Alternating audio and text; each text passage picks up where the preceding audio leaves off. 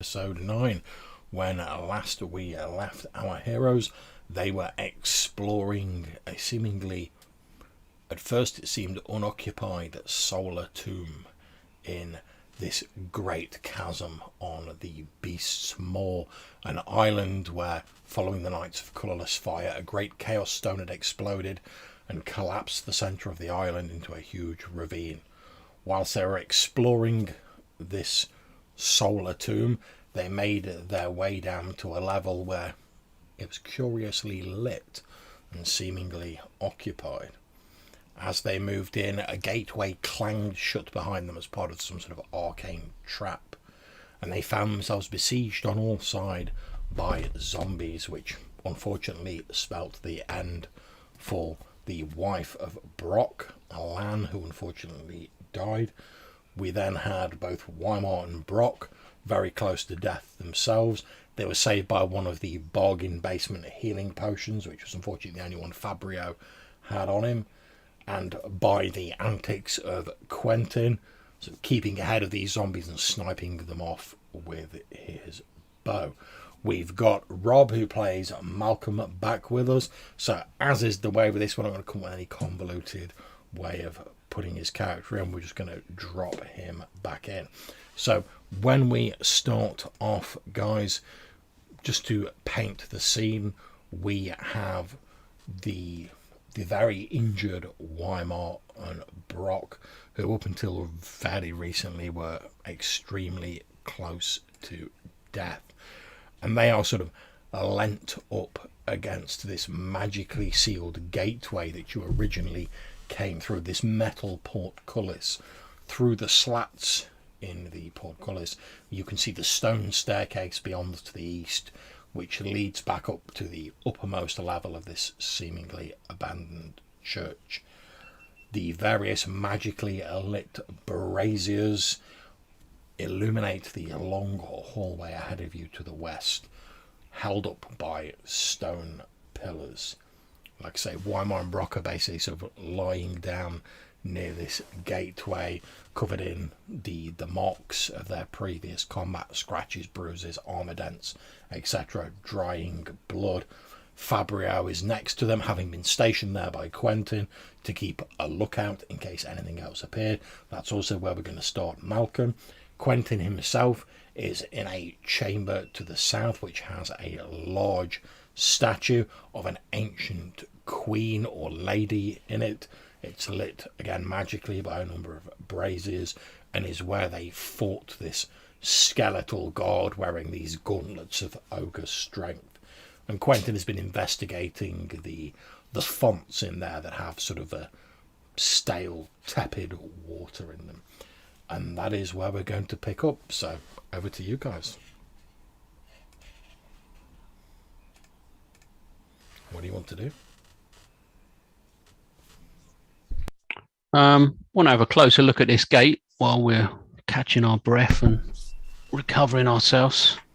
So we determined already that it's magical. That's correct. Has anyone actually touched it in any way? No, they haven't. To a visual inspection, if you're not using the lenses, it looks like a normal metal portcullis, so metal bars with like metal sort of crossbars on it that have sort of slammed down. There are gaps through it, so as I said, you can see through to the stairway beyond. But when you looked through the magical lenses, the sort of green lens that you possess, you could see the sort of telltale traceries of an enchantment lingering about it, and you know that it was seemingly triggered by the stone skull that, now silent, that screamed from the nearest pillar when you first entered the dungeon. Okay. And with my spear, I'm going to firstly try and poke through the bars to see if there's any sort of magical barrier almost. Yep, not a problem. You lift your spear up. It's a bit of a struggle given the state that you're in, obviously, but you lift the spear up and you poke it through one of the gaps in the portcullis, and it seems to pass through fine without any great difficulty. There's no like invisible barrier or anything of that nature. And then just tapping against the bars themselves just to see if there's any sort of reaction when I Yep, touch the bars. you tap it against the bars and you hear the ringing sound of metal upon metal, but other than that, you don't see any signs. There's no like explosions or sparks or anything like that. Okay. So we could try and lever it up and lift it in some way. Now we've decided to get out of here. Well, I say, as I struggle to get up and to where Brock is, let me give this a try. So I'll, with my mighty gauntlets, John, I'd like to give it a little, lift, not as in like I'm gonna rip this straight up, but just to see if it even moves. Okay, not a problem. So that's going to be an open stuck door roll, which normally you would have a 2 in 6 chance of doing. I'm just going to check your gauntlets to see what bonus they give you. Boom, boom, boom, boom, boom. Gauntlets of Ogre Power. While Wymar's sort of sizing it up, I'm going to ask Malcolm if he'll give me a hand to grab one of these brazier things from the other room to sort of put underneath it if he does manage to lift it up, to sort of, brace the weight, if we think it'll support that. Okay. Or at least get something in there to help. Or something else more suitable if that's not up to the job. Your gauntlets of Ogre Power will give you a +3 bonus to that, so effectively it's a 5 in 6 chance for you. Yeah. So anything So but watch 6 me roll a basically. 6 on this. No, that's a 3. Okay, so it's still very heavy because, well, not so much heavy, but it's enchanted.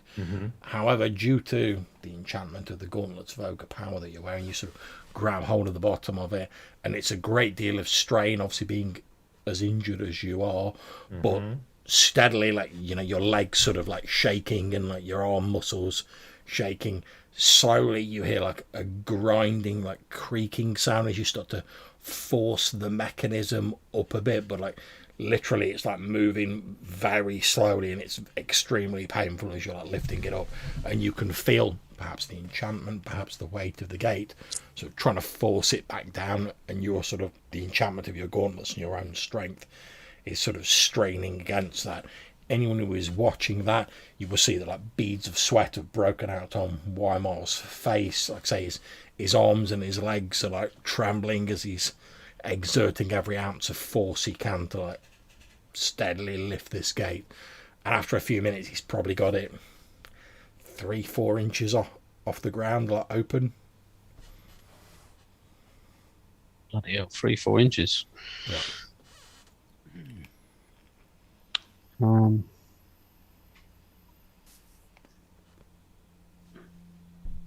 And if I assist, does that seem to make any real difference? You can make an open stuck doors roll yourself.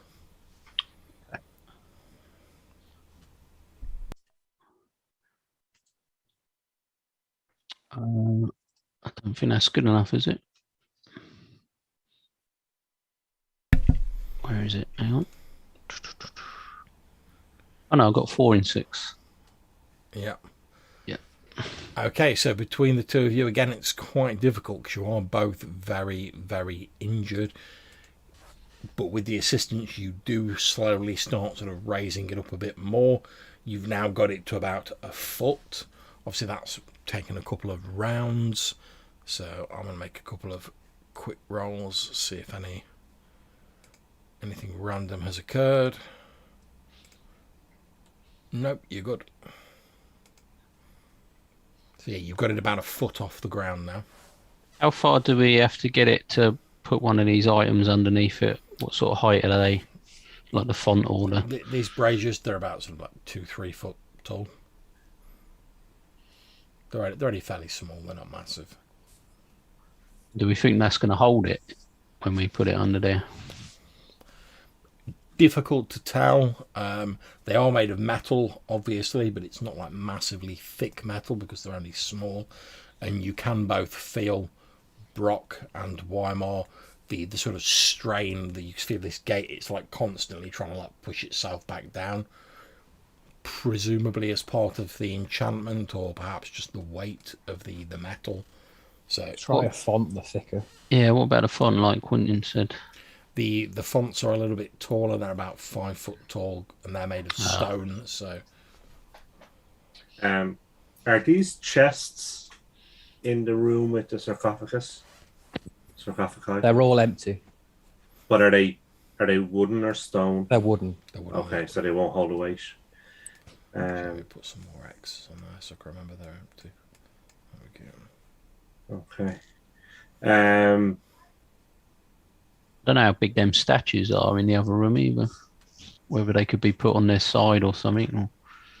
That they are effectively human sized, the statues in there. Oh, so they're probably too heavy, yeah. Let me look up in the rooms up north, and I'll have a look in this first one here and see if we can. Okay, no problems. Let me just unveil that for you. I might listen at the door first. Yeah, that's absolutely fine. You listen at the doorway, and you don't hear anything untoward coming from inside. Beware the killer bear rugs. Oh yeah, don't step on any rugs. Avoid all rugs. Oh, there we go. That was unveiled it. Lovely. Okay, so as you peer into this room after having had a listen, you can see that it appears to be a small stone chamber. There is a large stone icon at the end of it and a sarcophagus that has the carved stone likeness of a solar knight lying in repose atop it. Okay. So not seeing anything that's about a foot high, I'd like to move on to the next one. Okay, no problems. That's okay. Move on to the next one. You peer into that, and the chamber is very similar to the one that you have just looked into. Okay. So again, not seeing what I'm looking for, I'll drop across to the next one. Okay.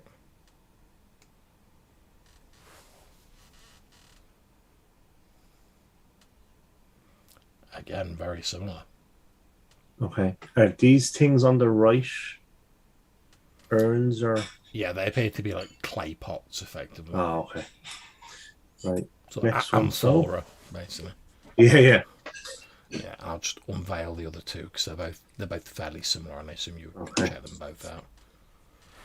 It would appear that the 5 chambers to the north are all effectively burial chambers for solar knights.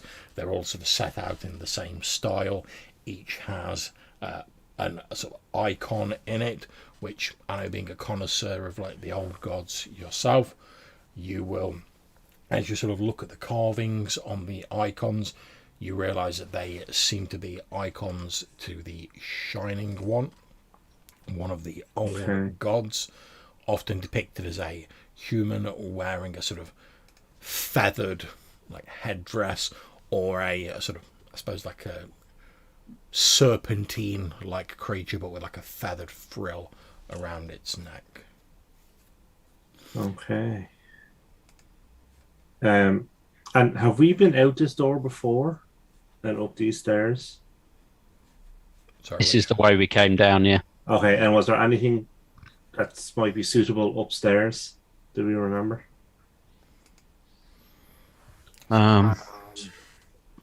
It was more of a cave sort of complex Yeah. upstairs. Okay. Yeah, there's lots of mushrooms. Okay. I mean, you might be able to crawl under the gate, but I don't think there's anything really up there that would help that I can remember. Because if me and Quentin crawled through and then Brock crawled through, we could hopefully hold it up long enough while. But we need to Weimar drag came land through. through as well. Yeah.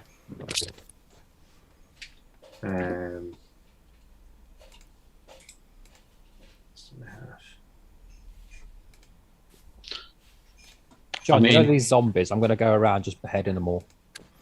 Yeah, that's absolutely fine. It takes you a little while just because of the amount of them. But yeah, Yeah. you walk around with your weapon. Obviously, you have to like do a little bit of sawing, and it's fairly unpleasant. But because they're partly decayed anyway, Yeah. it takes a lot less time than it would have done otherwise. You walk around, you behead all of these zombies. That's absolutely. Have they got any kind of uniform or? They just people wearing rags effectively. Okay. It's like tattered Just remnants wondered if of they were clothes. like knights that weren't as good as these knights, but still worthy of a burial. Okay, so you've got to about. Sorry, I've moved wine off for some reason. You've got to about here, Quentin, and you're sort of beheading all these zombies. When you hear what appears to be a scurrying sound coming up the stone staircase, and then as you're sort of listening, you hear a fairly sort of soft voice, seemingly a human sounding voice, say, "Oh, steady on, my pets, steady on. We must go and see what has happened to the master's workforce. He'll be terribly cross if we don't find out what's happened." And then in response, you hear this slight sort of like rodent like squeaking and this scurrying of multiple sort of small feet pattering up the stone stairs. And as you watch, you see what appears to be a sort of fairly large rodent sort of sticks its head up the staircase, and you can see a number of similarly sized sort of creatures like slithering and scampering up the stairs behind it. You can still hear this voice, sort of this quiet, sort of slightly sort of a soft cadenced voice coming up the stairs from somewhere behind them. I will start moving up this corridor Okay, that's fine. towards Malcolm. Start and just indicate to Weimar, Brock, and Fabio that they should really start going through that small gap they've created. Okay, yeah. So what do you say to them as you sort of I'm saying basically there's more things coming to kill us. We should really leave through whatever gap we've got. I'll hold them off while you guys squeeze through. Fabio, Still get through that gap. in the sort of like death grip that I have on the on the thing, just like, no, I think you better go because I'm holding on to this. And it's, Yeah, you sort of look across and you see that both like Brock and Weimar are both sort of like straining. Even like Brock, who's like a mountain of a man, and Weimar is no slouch himself, and now he's got these gauntlets of like ogre power. They're both like sweats just pouring off them. It's starting to like soak into their clothes. You can see their arms are like sort of juddering with the strain of just like holding it open like these few feet. I'm just going to shove Fabio through the hole. Okay, so you sort of like Fabio's like, oh well, which of us should no? And you like sling him under this hole, and he like he basically slides and comes to a stop against the bottom of the stairs. And then I'm going to go through. Yeah, And I'm no going to problems. try and take some strain whilst one of these two slowly pivots round. Okay, so as Fabio goes through, I'm going to ask Weimar or Brock, can you please make me a roll? Just one of you. Roll me a D12, anything but a 1, it's fine. You managed to keep it open as Fabio like slides through. do you want to do it, Brock, or shall I? I don't mind.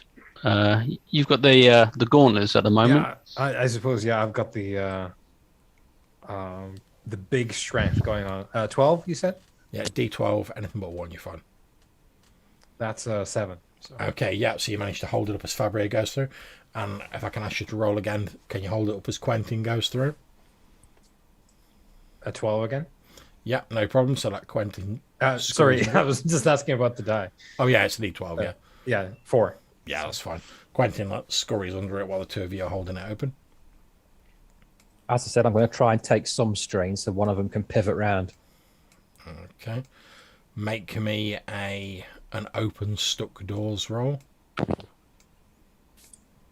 D6, isn't it? Yeah. 4. 1 in 6. So Okay, so yeah, unfortunately, like you're not really like supporting it that much. I'm not that strong, so that makes sense. Yeah. Can I try and jam the Sword of Respect under the portcullis and try and prop it open? You can indeed. You jam the Sword of Respect under it. Obviously, Weimar and Brock are still holding on to it at the moment. You can see that Malcolm has jammed the Sword of Respect in there. It's like an angle basically at one of the sides. It might hold it open.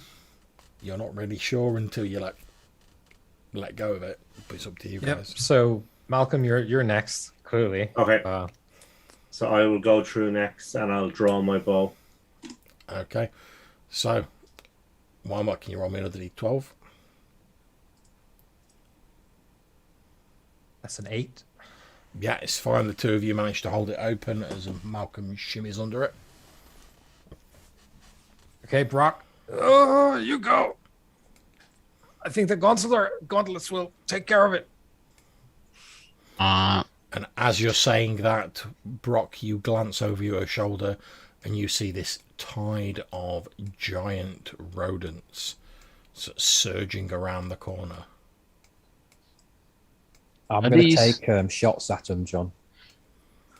That's fine. Yeah, me too. Are these rodents too big to get through the bars, would I say? Or No, they're not that massive, to be honest. all right. Okay. Well, yeah, while they're taking shots, I'll try and scramble under so I can try and sort of take a position holding it the other side. Okay, so we're effectively going to go on to initiative now, unsurprisingly. So if one of you guys wants to roll for your side, I'm on a mighty 2 for the enemies. So one of you wants to roll for the players. What was it? 6? D6, yeah. 3. Okay, yeah, so you guys are going first. Obviously, it's up to you in which order you guys want to go. Well, I'll sort of slowly let go of the weight that I'm sort of supporting and see how Weimar does before I sort of duck under. Okay, roll me a D6, Weimar, and tell me what you get. That's a 6. Okay, so Brock, you will let go of the portcullis, and as you do, Weimar alone can't manage to hold it up, even with the gauntlets of ogre power, and the portcullis clangs down. And that door to the north of us, Yep. what sort of door is that? It's just a wooden door. It doesn't even appear to have a lock on it. Hence, I mean, sure. hence Malcolm just walked up and was like, oh, what's that? All right. I mean, they've already spotted us anyway, haven't they?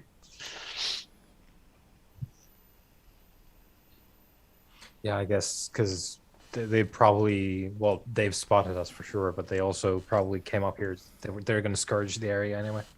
Mm. Got No, it's 20. just you could hide behind the door, but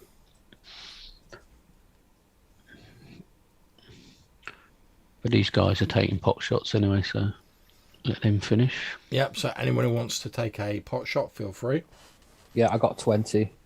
Yeah, that'll do it. Roll your damage. 3. Okay, yeah, so you fire off a shot. There is a loud squeak from one of these giant rats. And like I said, they're about like 3 foot long, as your bolt just like skewers it and like pins it to the floor. It screeches loudly and then lies still. Okay, so I've hit one for 3 points of damage as well. Okay, there is a second, followed by a loud screech, and another of the rats dies. Okay. Anyone for anything else? So I can't hold it, so it's down now. The Yes, game. that's correct. Yeah. Well, with that, I'll pull out the bow. I'll put an arrow onto the rats. Okay.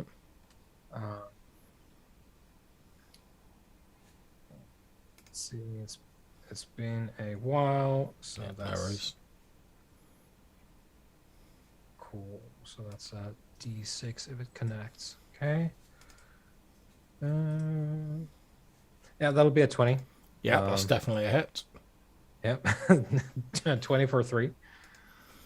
Okay, yep, so another arrow finds its mark, killing one of the rats. Anyone else? I'll get my spear out, but I'm not going to throw it yet because I think it's out of range. So Okay, no problem. So if that's everyone gone, we'll move on to the rats.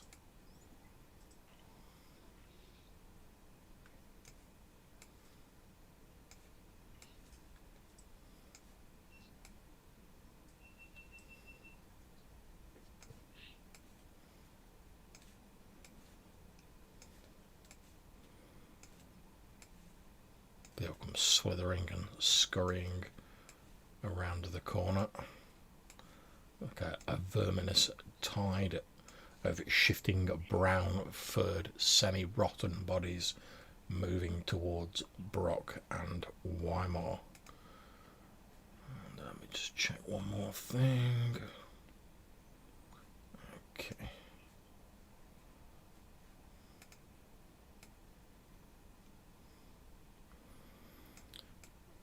Okay, so Weimar and Brock, from where you are, like the other guys can't really see it, you think just sort of like dimly at the far end of the corridor that you're looking down past this verminous tide of rats, you see a slightly malformed human looking figure wearing what might be ragged robes. He appears to be sort of shuffling along, and although it's difficult to make out over the frenzied screeching and scuttling of these giant rats, you think you can just about make out some sort of like soft voiced words. You can't really tell what he's saying, but you can hear that soft voice sort of cadence as though he's sort of like talking to the rats. And you can see in one of his hands he appears to be holding some sort of glass sphere, maybe, but it's difficult to see because he's in the shadows at the far end of the corridor past all these rats that are sort of swarming over each other and ducking and weaving in their urge to get at you. Okay, that's me done. So let's go back to initiative then. D6 again, obviously. I'm on a mighty 5. So it's the rats first. So that one there. That one there. That one there. That one there.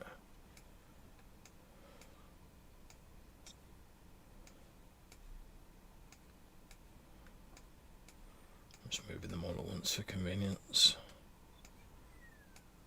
And then this figure sort of following up behind, trying to stay in the shadow of these pillars. Okay, so we've effectively got 2 giant rats attacking Weimar and 2 giant rats attacking Brock. So they're on a mighty +0 for their attacks. Unsurprisingly, they're rats after all. So I'll just shout out what they've got, and if they hit, let me know. Okay, so the first one on Weimar, a 10, obviously doesn't hit. Second one on Weimar, 19. Yep, that does. So that's 1 on Weimar. So first one on Brock, 13, presuming doesn't hit. Second one, 15, I'm assuming doesn't hit you, Brock. no. Okay, so we've got 1 on Weimar, and the damage is fairly pitiful, I believe. So, So are my hit points. you take 2 hit points of damage. Yeah, and I am down. Okay, so one of the rats flings itself at 𝐲𝐻𝐼mar's neck and bites deeply in with its two sort of large front teeth. These creatures have a 1 in 20 chance of passing on a disease, which does not happen. Okay, so Brock, you see 𝐲𝐼mar get sort of taken down to the ground as one of these rats leaps at his throat and sort of sinks its incisors into his neck. And obviously in his already injured state, he sort of falls over, like trying to like pull it off his throat, pretty much.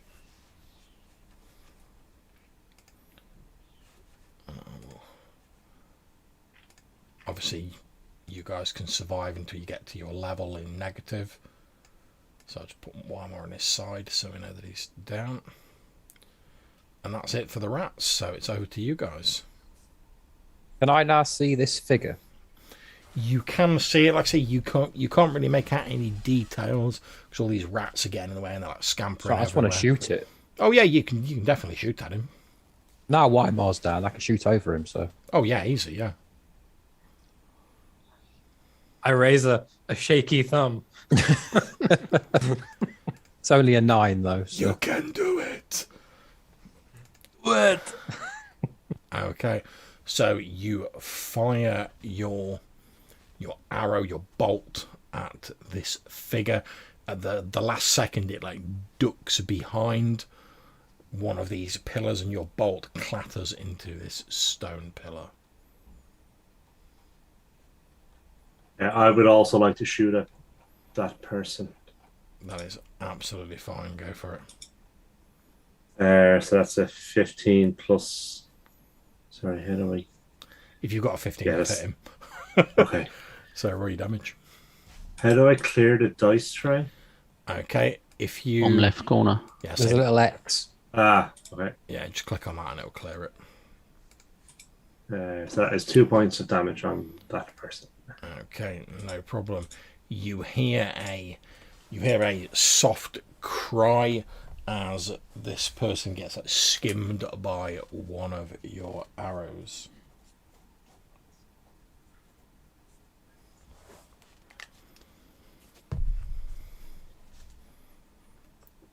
Okay. Anyone else? Yeah. I can't attempt any sort of dual wielding, can I? No, not really. No.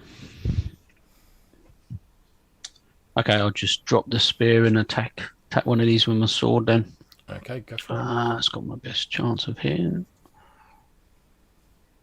Oh, says he. Nah, it's an 8. Okay, yep. So unfortunately, you're unable. You probably do some minor damage to the giant rats, but you're unable to land a serious blow on them. Mm-hmm. Anyone else? Okay, we're back to initiative again. So D6 initiative. I'm on 5 again.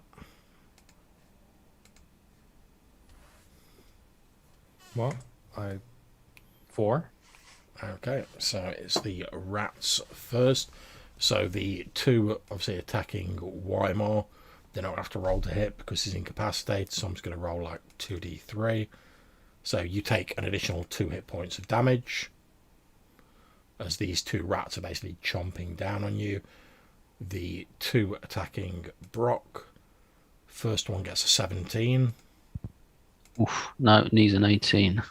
The second one gets a 20. Yeah, that'll do it. Okay, you take 3 hit points of damage as a rat chomps onto your leg. He's on -1. Okay, Why? He was on 2 hit points for some reason. so you guys see a couple of these rats also bear Brock down to the floor, and they're sort of swarming over 𝐲𝐼mar and Brock. Continue to shoot the figure. Okay, go for it. That's only a 6, so that's a miss. Yeah, again, this figure's like hiding behind these stone pillars. Your bolt clatters off the pillar. Malcolm. 10. That's not enough, I'm afraid. Okay. Okay, so back to initiative then. I'm on it. 4. It's a 4 for me as well, so we're technically simultaneously, but you guys can go first. Continue to shoot that figure, Okay. or at that figure. 22. Yeah, that'll do it. Roll your damage. Just 1. Okay. So again, you hear a cry as as he sort of sticks his head out, and your bolt like skims the side of his head. You see like a bit of his ragged hood get torn off, and then he ducks back behind the pillar. Malcolm. So that's a hit for 1 more point of damage. Okay. So just as he's ducking behind again, one of your arrows also skims the side of his face. Okay. Can I call out to call off your rats? Yeah, is that literally what you're calling out? Call off your rats? Yeah. Okay, you hear a softer voice that carries over the chirping and the skittering and the screeching of these giant rats, and the voice very softly says, "Oh, they are not my rats. They are the master's rats." Call off the master's rats.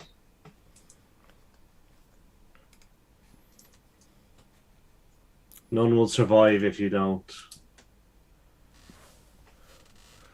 Oh, I hardly think you're in a position to be making demands, whoever you are. However, Perhaps not, but I am in a position to kill all your rats, and you have multiple of my arrows sticking in you. However, there is something that I'm more interested in than the no doubt delicious deaths of your companions.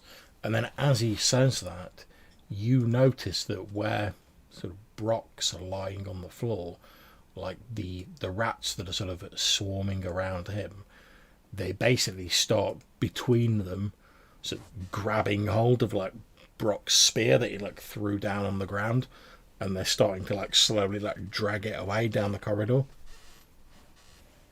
And you, Quentin, as you look, you notice that the rats that were sort of like biting into Weimar appear to have like stopped biting into him, and they appear to be like biting at the sort of leather belt that's holding his scabbard. I was going to say, I'll wait for the next round and shoot the man. do any of them touch the sword? Because they're going to get fucked up. No, they're dragging the scabbard, they're not touching the sword. Yeah. Well, to be honest, probably what they're actually doing is once they've gnawed through the belt, they're probably like pulling it by the belt, Yeah. just because that's what they've got their teeth into. Yeah. Smart rats. Wow, smart person controlling them. But If I reach through the gate, can I reach Weimar's pistol? I've got 2 on the sort of yeah, chest yeah, easy. bandolier type thing. Easy. As we established, he was literally like holding up the gate, and then when it clanged down, he turned with his back to the gate, so he's pretty much lying against the gate. Yeah. Oh, So, I'll yeah, grab his easily. pistols then. Yeah. Yeah, no problem. You reach out and grab his pistols. You'll have to check with a Johannes for the stats with regards to those. He can do the shooting. I'm just going to aim. He's just going to take my hand. That's it. Okay, so obviously it's still your guys' go. All this is happening like simultaneously, but it's still your guys' go. Can I try and grab the sun sword off the rats? I would say you can, however, it's basically going to come down to like a dexterity test. If you fail when you try and grab it, they'll get a bonus to their attack because they will attack you as you're trying to grab it. Cool. And that's I have to roll under my dex. Yep, under your dex on Okay. a d20. Here goes. So that's a success. Okay, so you grab hold of the sunsword. What's your alignment? Neutral. Oh dear. Okay. Just don't hold it aloft. You I grab. mean, the sun sword have history. We know how this is going. You grab hold of the sun sword and you take 2 hit points of damage as it grows burning hot in your hand. However, you were expecting it because you've seen this happen before. So I'm going to say roll me a d6, anything but a 1, and you manage to sort of like grit your teeth and keep hold of it despite the pain because you were expecting that to happen. 6. Yep, so it's very painful, but you literally like had to grab the handle because of like where the rats were grabbing it, so you're like, but you pull it back through the gate. Okay, and then I'll drop it back behind me so that they can't get it. Absolutely fine. Yeah, you literally like pull it out, gritting your teeth against the pain, and then just drop it down behind you. That's absolutely fine. Okay. Right. Any more for any more? I can't move to my next round, so when next round, I'm just going to shoot that bloke with one of 𝐲𝐻𝐺's guns. Okay, no problem. So we're going on to the rats now, who are all going to swarm around, unsurprisingly.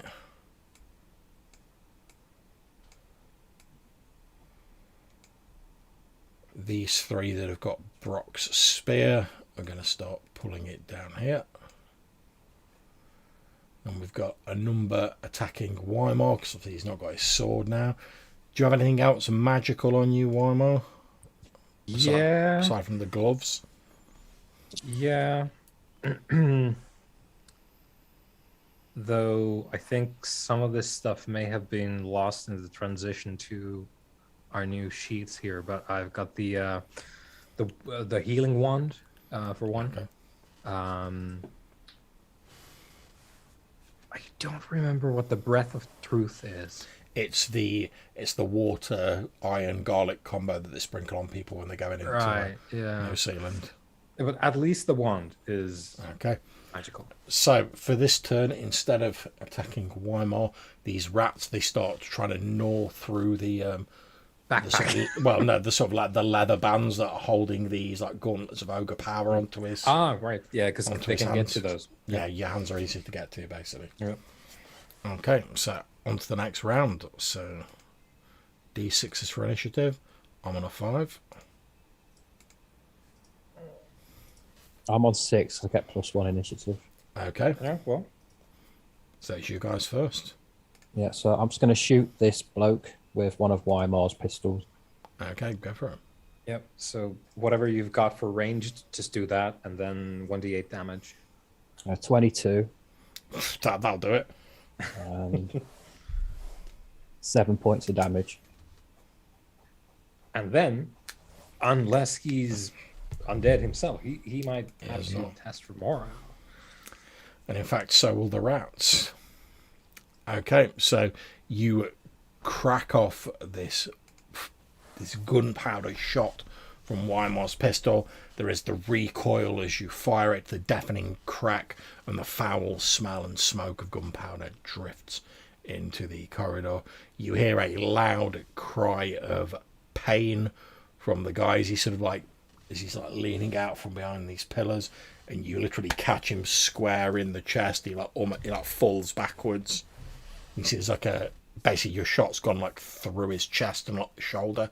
You can see like blood soaking into the tatters of his robe around the wound. I'm going to make a quick morale check for him.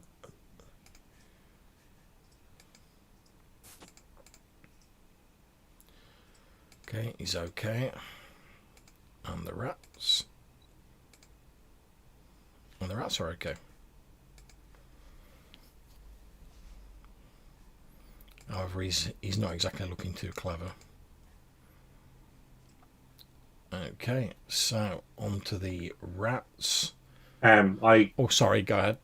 I'll try and grab the gauntlets as well, if that's okay. Okay, no problems. Make another dex check. That is a success as well. Okay, so yeah, you, as the rats again, the gauntlets off, you sort of grab them off and wrench them through the gap. And also, if I can, kick what's left of the Sword of Respect in their general direction. Okay, yeah, no problem. You kick the Sword of Respect through the gap, and you see 3 of these rats So grab the Sword of Respect and start sort of like scurrying back down the corridor with it. The ones with Brock's spear carry on moving.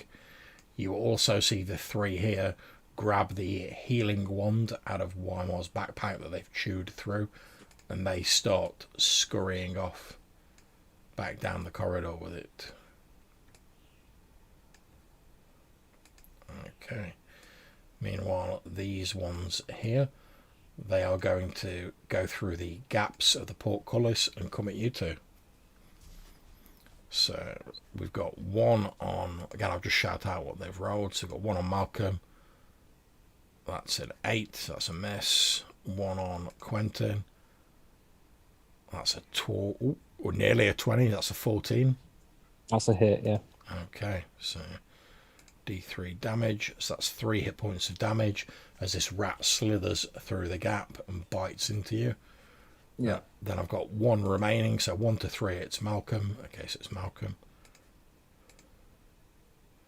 And that's a mighty 1, so that doesn't get you. However, there are now like 3 of these rats that have like slithered through, basically. Okay, initiative, guys. I'm in a mighty 5. 1. Okay, you guys first. Shoot that bloke again. Okay, go for it. 16. That'll do it. And 6 points of damage. Okay, you hear as he sort of ducks his head out again, you hear a cry, and this time he falls to the ground, obviously dead, with one of your arrows sticking out of him. As he does, it's sort of like his hand falls down, and you see this like crystal or glass orb that he was holding sort of rolls out of his hand, and it comes to a stop against the wall to the south of him. Sorry, that was with Weimar's other pistol. Oh, fair enough. In which case, replace the word bolt with gunpowder shot. Yeah. I'd like to think he's got a nice big hole in him now. Yeah. To be honest, there's not actually a lot of him left. In fact, probably what I'm going to say is as he sort of ducks back in, like I say, cradling this like crystal ball, let's call it, your shot actually like takes his arm off, and rather than the crystal ball rolling, it's like his arm that like flies off and like flops against the wall, still holding on to this like crystal sphere.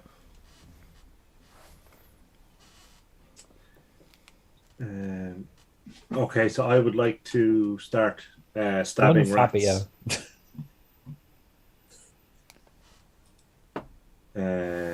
What's that? 12, 13. Oh yeah, that'll do it. Okay. For 5 points of damage on Yep. the nearest rat. No problem. You hack one of these giant rats to pieces.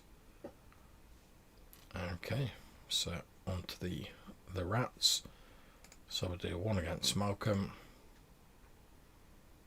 which is a 10, which will be a miss. 1 against Quentin, which is a 2, which is also a miss.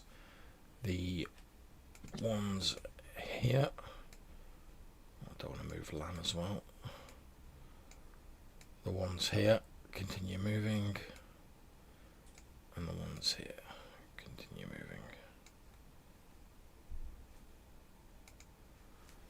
Okay, that's me done. Initiative again. I'm on 3. 5. You guys first. Shoot the leading rat nearest that's about to go around the corner with a spear, I think. Okay, yep. I'm assuming this is with 10. your crossbow, because obviously you'd have to reload. Just a crossbow, the yeah. pistols. So that's just a 10. Okay, I don't think that's enough, but let me just check. No, it's not, unfortunately, so your bolt goes wide. Any more for any more? I would like, if possible, to stab the rat attacking Quentin and put myself between the remaining rat, on the assumption that I kill it, but put myself between the remaining rat and Quentin, so he's Okay, go for in it. theory safe. Make your attack roll. So that's 13 plus 6. So yeah, Yeah, that'll do it. And 8 plus 1 is 7 points of damage on that rat. Okay, yeah, so you hack one of the rats to bits, and then you sort of maneuver yourself so you're between Quentin and the other rat. Yeah. Okay. Anybody else? Don't think so. So I'd like to say I just told Fabio to run. yeah, he's already on his way up the stairs. Okay, so we're going to these rats, the ones with the spear, so disappear around the corner. These ones are going to go around the corner as well. Okay, initiative again. I'm on a 4. 6. Okay, you guys going first.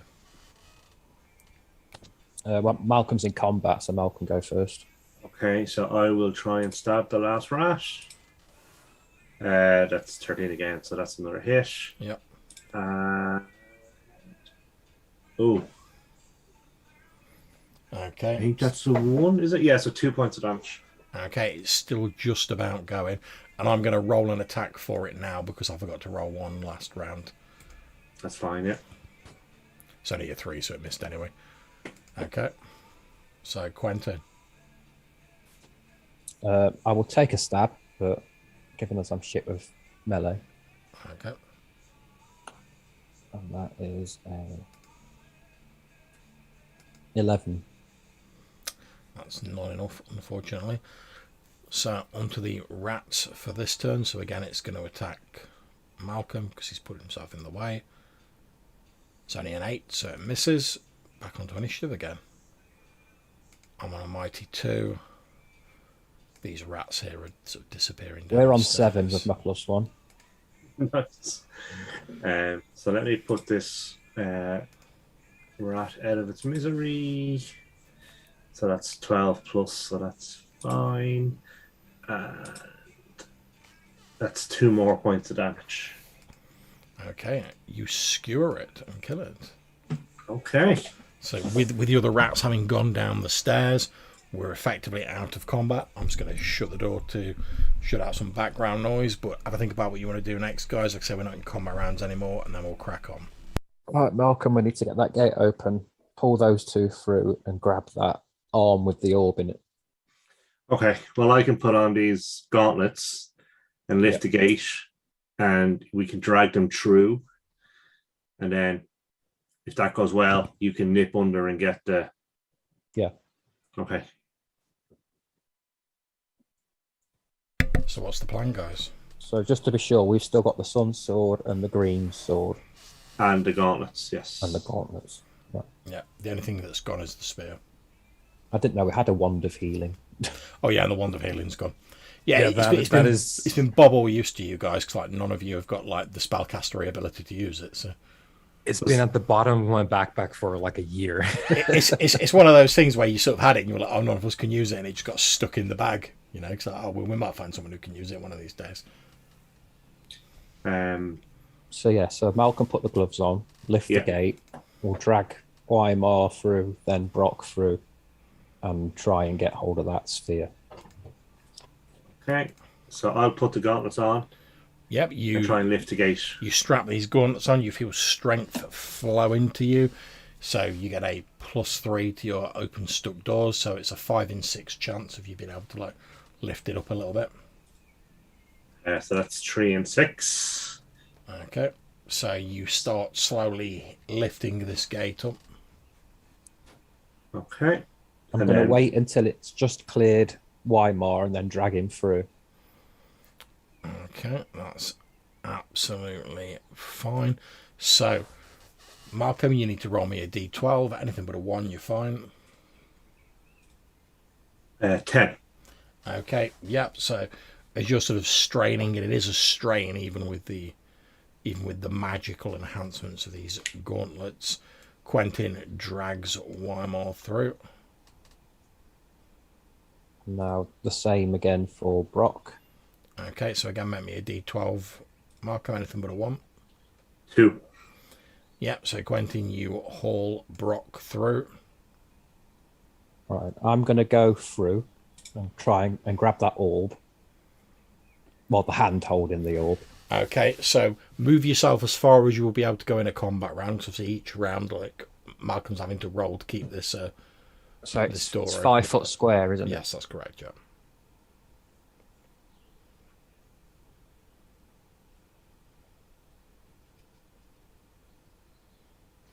Okay, so make me another D12 roll, Malcolm. 3. Okay, you're good. So move again, Quentin. It was there, wasn't it? It's Right where. there. Yeah, it's here. Yeah. So grab his Okay. arm and then head back. So you're literally just like dragging him. No, I'm just going to grab the arm that's got the With the crystal ball in, yeah. the crystal Okay. ball in it. No problems. You grab that. So Malcolm, make me another roll. And in fact, make me one more roll, Malcolm, and then make me a second roll. And if you make them both, we'll just move Quentin back because it took him like 2 turns to get Okay. there. So the first one's a 6, and then the next one is a 6 as well. Okay, yep. So you basically slide back under the gate, Indiana Jones style. Quentin holding this like bloody severed arm, still with this crystal ball gripped in its slowly like rigor mortising hand, and you slide under the gate. I'm going to take a cloth, grab the ball, Okay. and then look at it through these magic detecting spectacles we've got. Okay, you look at it through the crystal lens, and it has this green swirling mist around it when you look at it through the lens. Okay, I've never seen that before. So that's going in the backpack. And then Quick question, Quentin. When you're looking at the crystal ball through the lens, yeah, what thoughts are uppermost in your mind? What are you thinking about when you're generally chaos. Yeah, I was hoping for something a bit more specific. You know, In terms of like where we are, my immediate thoughts are let's get out of here, and then I can cause a hell of a lot more chaos. But okay. Given the state of me, I'm probably thinking about, this being my road and, all the things I've done that's led up to it. Okay, so in terms of like all the things you've done that have led up to this point in your life, if you had to pick a person who sort of like encapsulated like something important on this road, who would it be?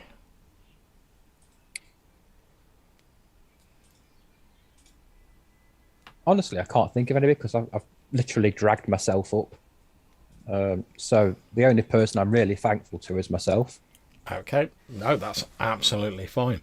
So as you're sort of like looking through this lens to this crystal ball, you suddenly feel a sort of sensation in the pit of your stomach, like you were sort of falling briefly and then sort of stopped. And for a few moments, it's like you're hovering near the roof of this corridor you're in, and you're looking down at yourself like you were looking through like a camera down at yourself, and you can see yourself below your vision, sort of holding the crystal ball with like the lens light. But it's like you're getting like an aerial shot of it. It's quite eerie, and sort of it gives you this horrible sense of sort of dislocation. Yeah.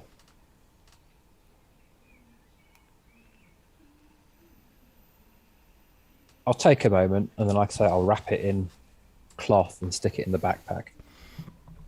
Okay. Understandably, you take a moment, then you start wrapping it up in the cloth. And as you're wrapping it up in the cloth, you're still sort of like looking down from the roof, but you can see yourself sort of like wrapping the crystal ball up in this cloth. Because obviously you're sort of like doing it by your sense of touch, even though you can't see it. You have the cloth ready to go. And then as you're wrapping it up and you see yourself putting it in like your pack, etc., the vision fades, and once again you're seeing from your own viewpoint as you like put this wrapped bundle into your pack. Okay, so somebody's either watching what we're doing, or that is one fucked up little ball. So I'll wrap the sun sword up in some cloth Yeah, that's fine. and pick Ish, Brock, and Weimar up. Okay. because I am super strong with mine. I was going to say that's not a problem with the gauntlets of ogre power. Yeah. Throw one of them over like each shoulder. And we will head up the stairs and see what's awaiting us. No problems at all. Let me just scroll back up on my notes. Okay, so you're heading back to the uppermost level. So let me just change maps.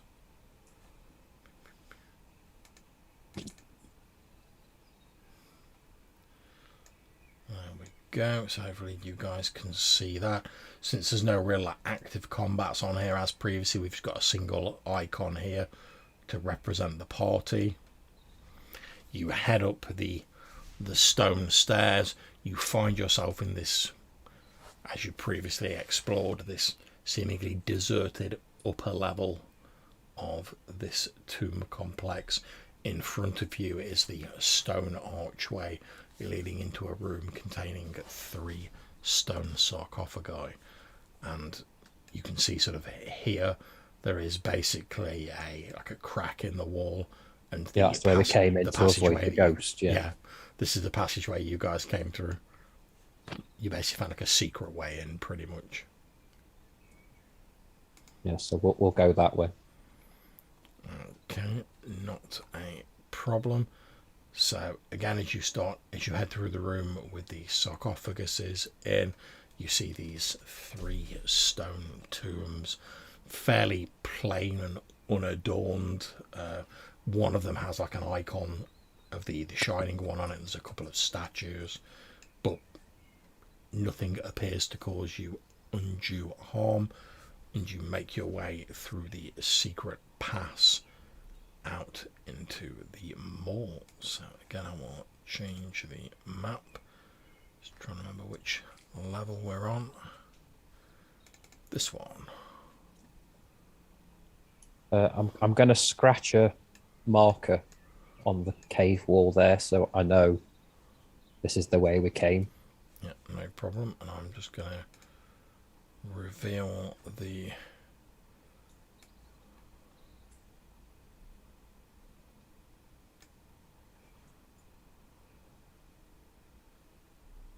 area that you were in. Hopefully that'll come up in a second. There we go.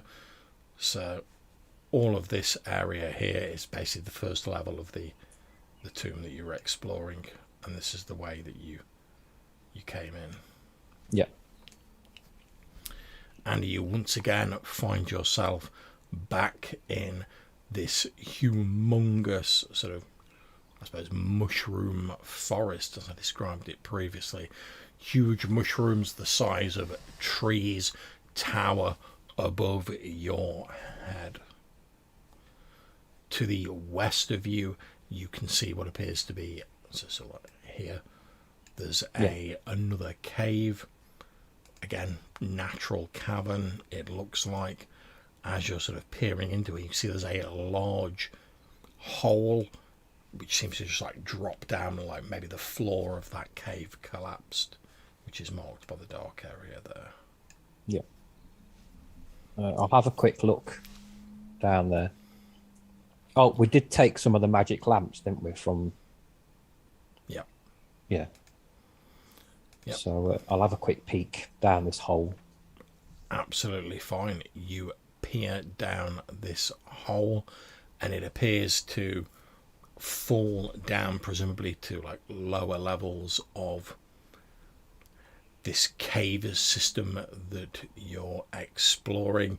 As you look down, you can just about make out maybe about 80 foot down, give or take. You can see like a ledge sort of all around it, but the hole continues down far beyond that, but you can't see how much further it goes down given the range of your light source. Okay, so we came in through the cave near B6, so yeah, we'll head back there. Yeah, so originally I believe you guys came in through... That's right, yeah. Yeah, okay. So you start making your way back. Let me see if there's any random stuff occurs while this is going on.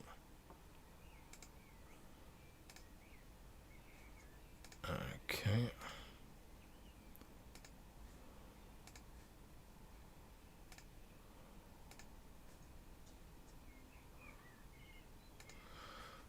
So, as you sort of start making your way back towards the cavern that you entered, you hear coming down this corridor here what sounds like a low sort of singing or perhaps chanting, and you can just about make out as you're moving down this corridor. And you're moving a bit ahead because obviously Malcolm's like carrying your two fallen comrades. Yep.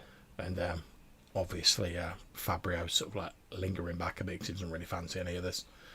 You can see, just like you can just make out like ahead of you what appears to be like someone else's light source, just like the edge of like the flickering sort of orangey yellow illumination, and you can hear this sonorous, almost like monastic sort of chanting or singing getting closer as something's obviously making, or someone is obviously making their way down this passageway.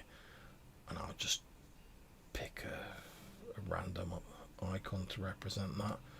Let's go with a nice book. There we go.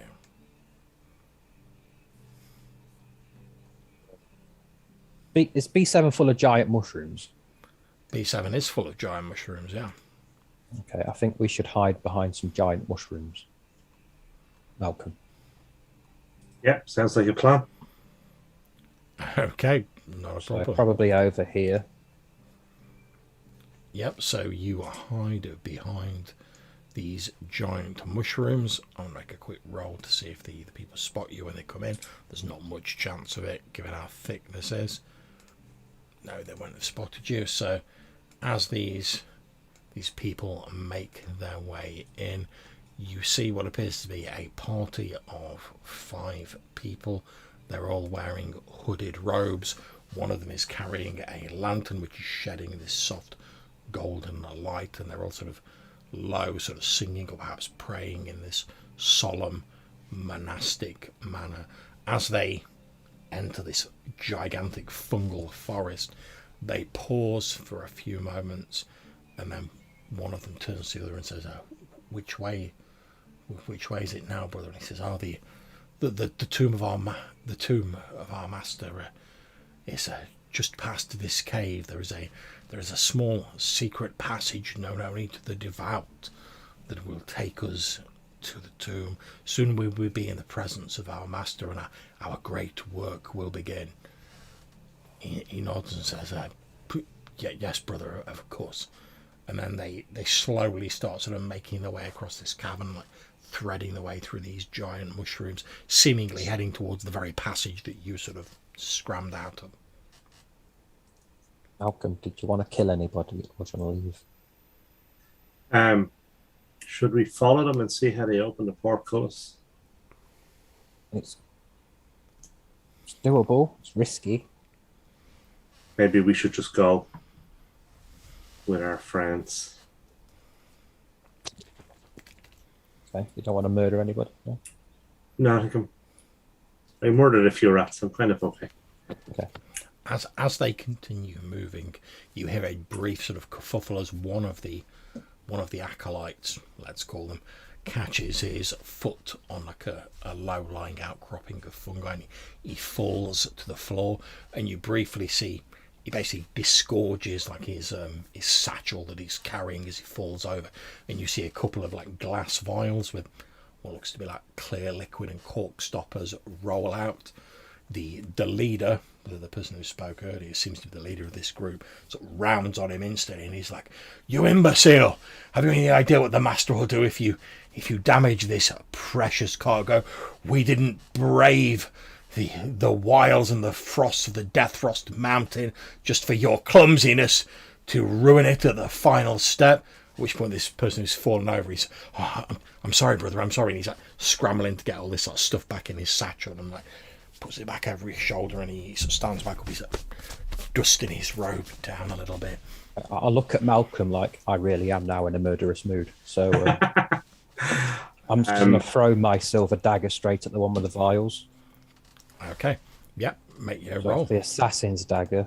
So, Well, this definitely counts as a bit of backstabbery because they have no idea you're here. +4 times 2. Okay. So 16 to hit. Just not enough, I'm afraid. So then they've got 17. So as this guy sort of like, he's just holding up the last vial, like looking at it for cracks, you throw your dagger, which whizzes towards his head. And unfortunately, at the last minute, he leans down to like peer at the vial to like check it, and your dagger sticks in like this giant mushroom behind his head, and he's immediately like, as he sort of like hears it like thung, where his head was a few moments before. Immediately the leader says, "Brothers, we are under attack, to arms!" And you see them start sort of pulling out basically like long sort of curved daggers, and they start sort of like moving back into these like giant mushrooms, obviously like taking cover and sort of looking around. They don't know precisely where your dagger came from, so they didn't spot you, but they know like you're over there somewhere, so they're trying to like get behind these giant mushrooms. They've got like their daggers out. Can I try and shoot one as well? Yeah, that's fine. We'll keep this fairly loose rather than strict combat rounds. So it's fine. Okay, so that is 12 plus 7 is 19. I'll do it. That does 3 points of damage. Okay, so you hit the same guy who was like holding the vial up.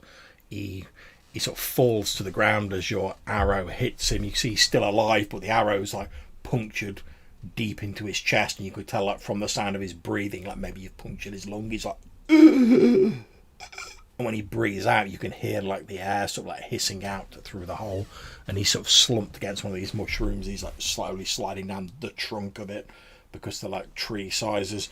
The vial sort of falls from his useless hand as his others trying to like pull this arrow out, and it like chinks to the floor next to him. Okay. And if they're not doing that, if they're still trying to hide, can we shoot another one? They appear to be withdrawing. They appear to have abandoned the one that's you see like one of them like snatch up the satchel. The vial that's on the floor gets left, and they're sort of withdrawing. You've probably got one more turn to like shoot at them before they're like too far into this forest. I got 20 to hit. Yeah, that'll do it. And I am after getting 17. Yeah, 6 points of damage. Okay. So yeah, I guess we're probably both trying to shoot the one with the satchel, right? Yeah. So 1 more point of damage on him.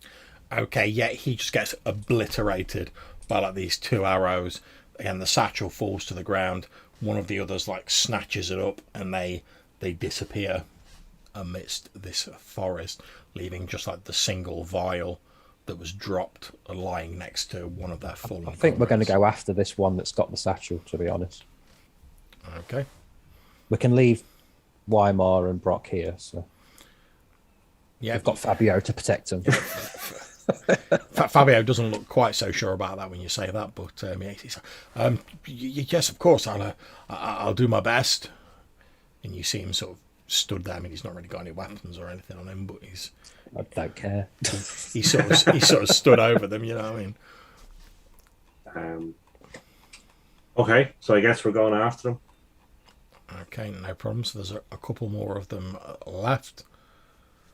So they're making their way through this fungal forest. So basically what we're going to do here is we're going to roll, one of you guys roll a d6, I'll roll a d6, effectively like initiative, and it's just to see who gets the drop on the other, because it's very difficult to do anything I got 5 in cohesive. total. Okay, so unless I get a 5 or a 6, you guys get to go. Yeah, you guys get to go. So you've got the drop on them. 19 to hit. That'll do it. Okay. I've also hit, so It's 3 points of damage. and 3 again on the satchel guy. Okay, so as the last 2, they're just reaching this narrow crevice that leads to the tomb, the same one that you came out earlier. You see the leader's like, he's now got the satchel, and he's like, we must get this to our master.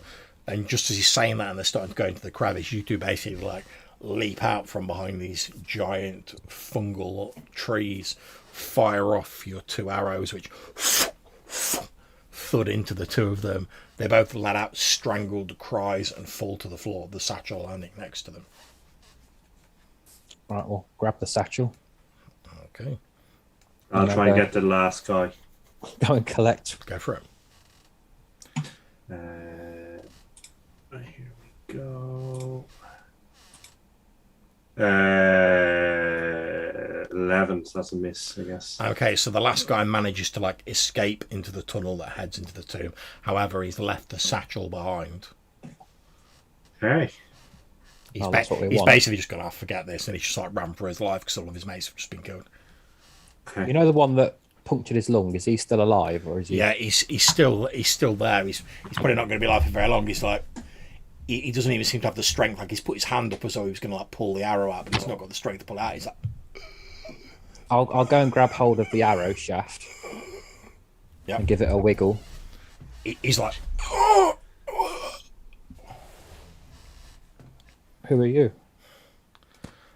he's like, oh, we're the acolytes of 𝐵𝐻𝐻. And what's these vials for? He sort of looks at you and he says, you wouldn't understand. Try me. You haven't got long left. He says they are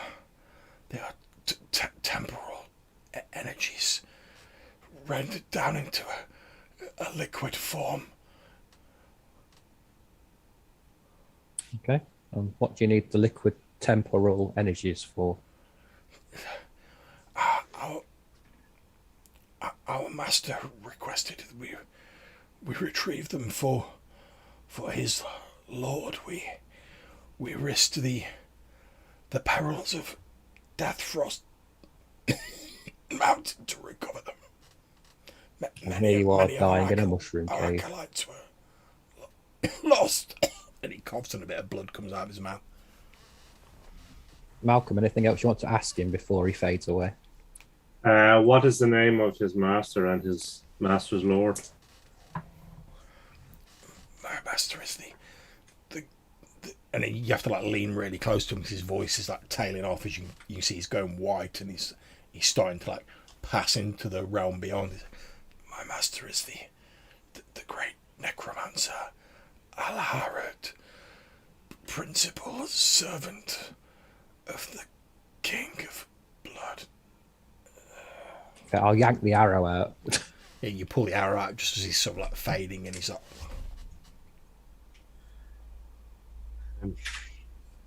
Okay, let's get the hell out of here. I'll give the bodies to once over, see if they're carrying anything else of interest in addition to the satchel. they've just got some daggers. You've probably roll me 3d20. Okay. 43. Yeah, they've got 43 silver pieces between them, like in the satchels and various belt pouches. Aside from that, it's just the daggers and these like 3 vials of like clear liquid. Although when you sort of like swish one of the vials around, like the liquid's got like a curious sort of like gloopy or slightly thick sort of consistency to it. So it's not like water; it's slightly thicker than water, but it is a liquid. And like I say, it seems to be absolutely clear. Okay, so then I suggest we get on our bike. Let's get the fuck out of here. Okay, so where do you guys want to head to? We're gonna go to the passage there. So you're heading back up to the level above, is that correct? Yeah, that's right. Okay, no problems. Just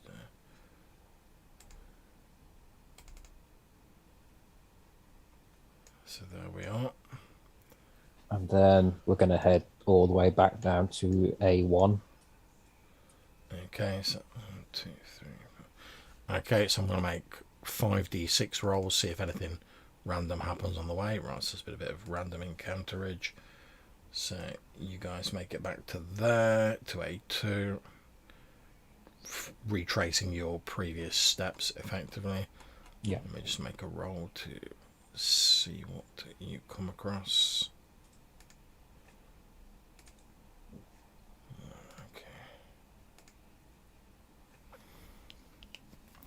Okay, so as you're heading back through, normally with that random encounter you would have come across one of the trolls. However, since you guys have killed them all, you're blissfully unmolested as you retrace your steps back to the very windy precipice and sort of chasm that you first entered this area through. Yeah. Now we've got to try and figure out how to get Weimar and Brock across the narrow ledge.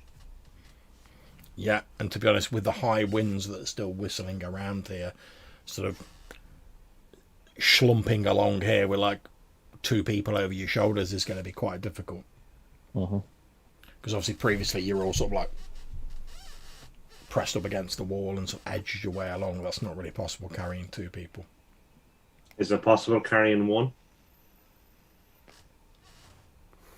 It's possible. It's still quite difficult though. Fabio, what's the temporal energy?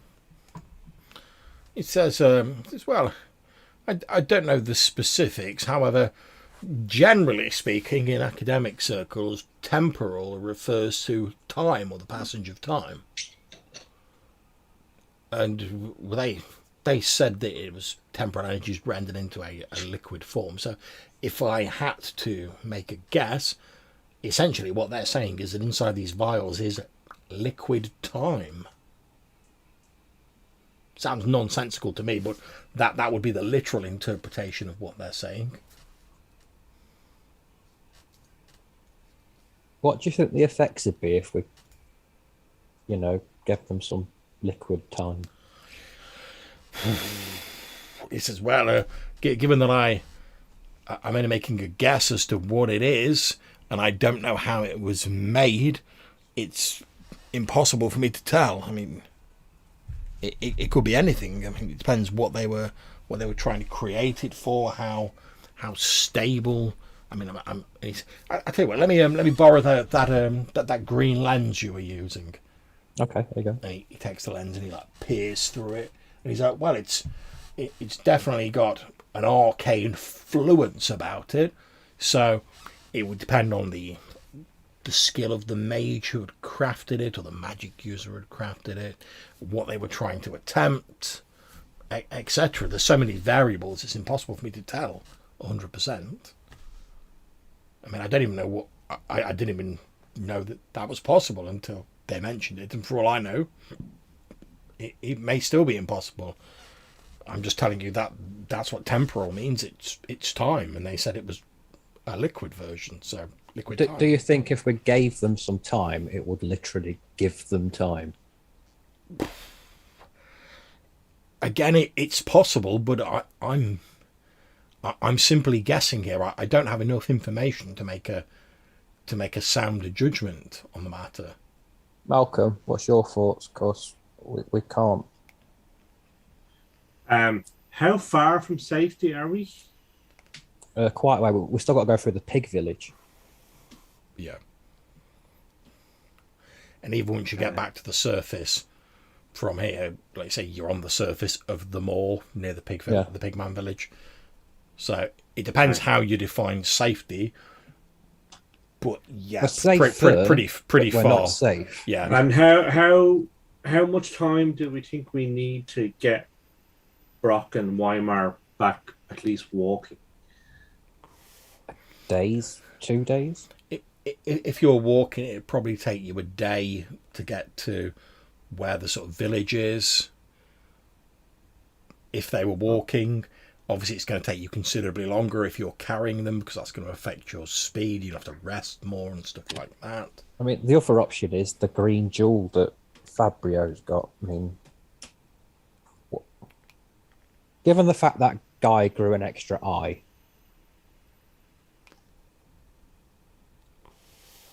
what's your thoughts, Fabio?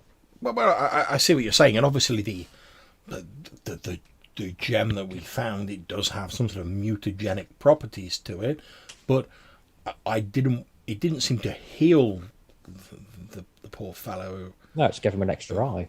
Yes, but what I'm saying is, if we were, if what I think you're suggesting is what you're suggesting, if we were to expose your fallen companions to the energies of the stone, it may mutate them, but I don't think it would heal them.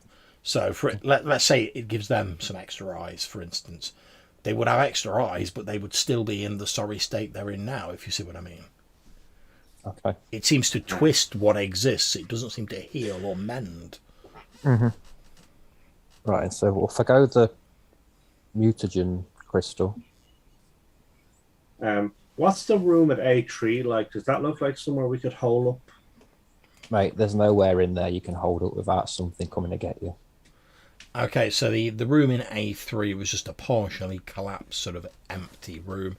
It was the remnants of a worked complex. It had partially collapsed, but when it was previously explored, there was like nothing particularly in that room. We could go. A12 is empty. We cleared it. Everything in there is dead, and there's only 2 entrances. Yeah.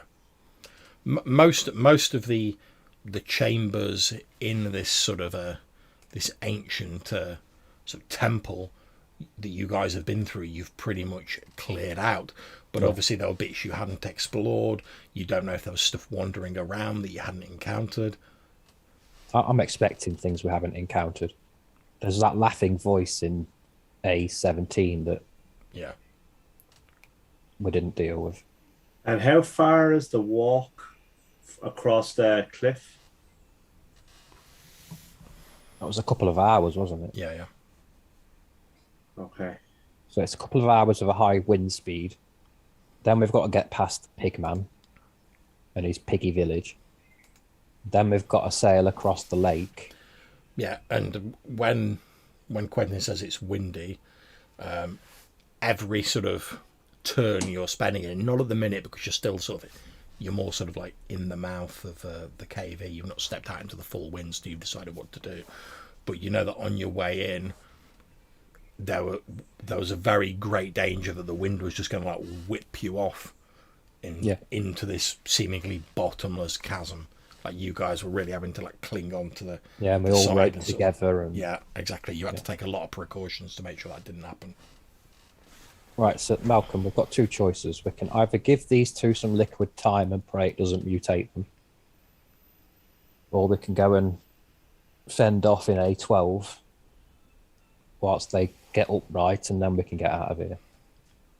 But that's going to be risky as well because they're not going to be as strong as they need to be.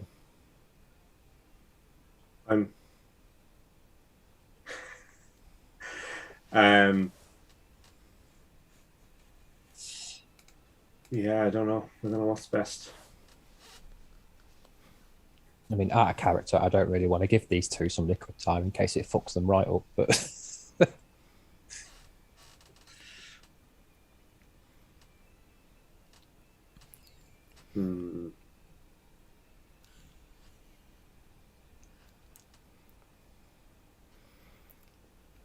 You're like, oh, Weimar, I don't remember that police box being there a few moments ago. it's all gone a bit timey-wimey. That's it. I mean, there's a chance if you're giving them time, it could, I suppose, in theory, give them back some time. Well, I tell you what. Since we're getting near to 9 anyway, how about we have a 15-minute comfort break here? Give you guys a chance to think about what you want to do. We'll come back in 15 minutes and then we'll crack on. Okay. Cool. Okay, back in 15. Yep.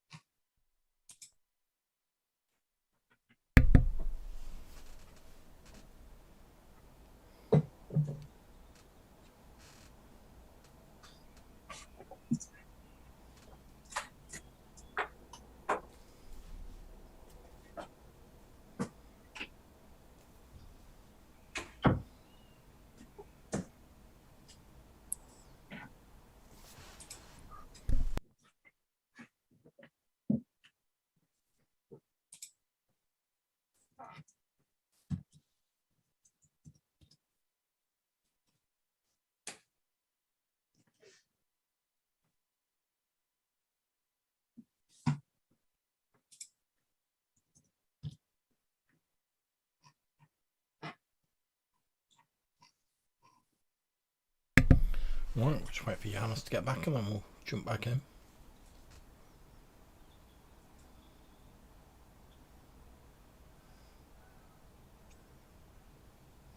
I think Brock could mind a bit of time being poured down his throat. Depending on the results,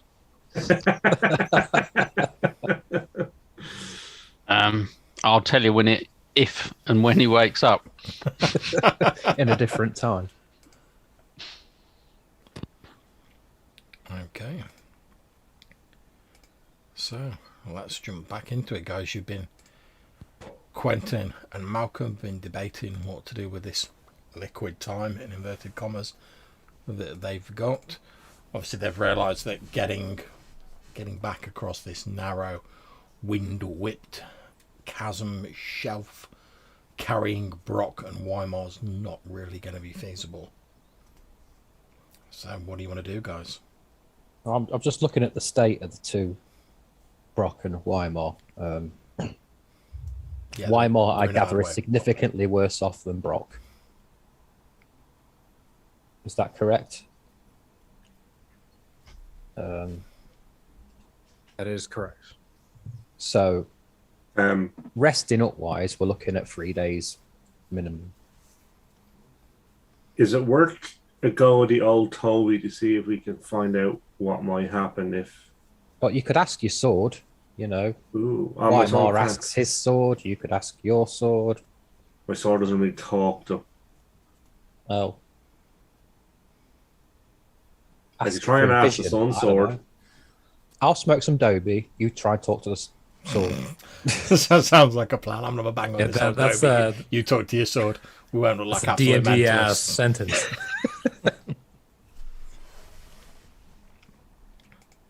So yeah, I'll take some of Weimar's Dobie and have a think. Okay, not a problem.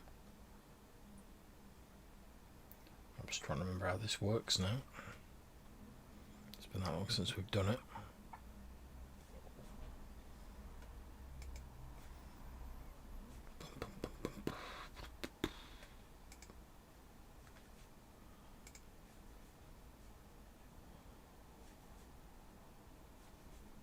Okay, I can't remember exactly how it works, so say make me an intelligence check.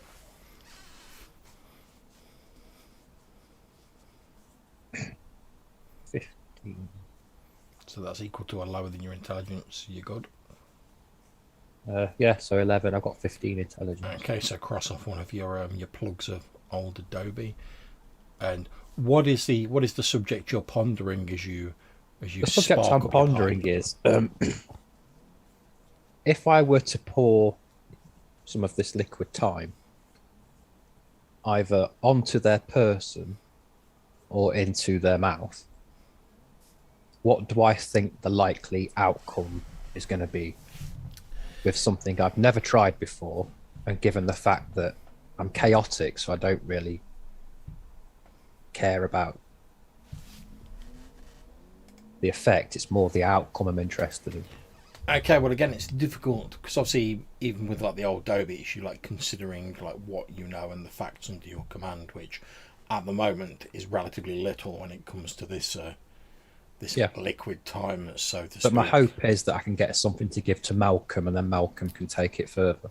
Yeah, so based on what you've been told by Fabio and your own sort of thoughts, it would seem natural that if they've gone to the point of seemingly somehow like liquefying the essence of time, either to pour on something or to ingest for some reason, it's been done to have some effect on the passage of time.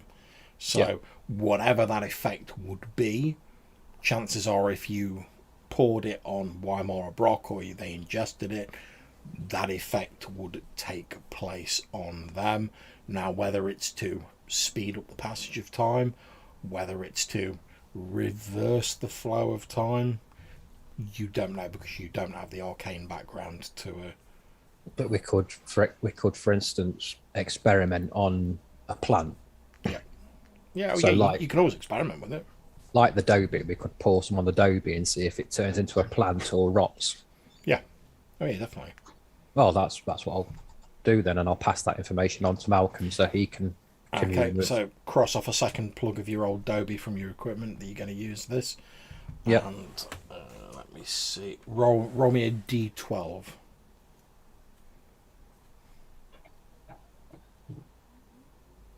Five. Okay, so you put down this little like plug of old Dobie on like a rock or something similar. Let's say you're still sheltered in the sort of entryway. You just like, dude, pour like a little drop of this like viscous clear fluid on it. It appears to briefly soak into the plug of tobacco, and then both it and the plug of tobacco disappear. It appears to like shimmer slightly and then just like disappear. It's like it was like vibrating and then it disappears. That's weird. There we go, Malcolm. So now we know that if we pour it on there, something vanishes. I'm assuming that's an effect of time.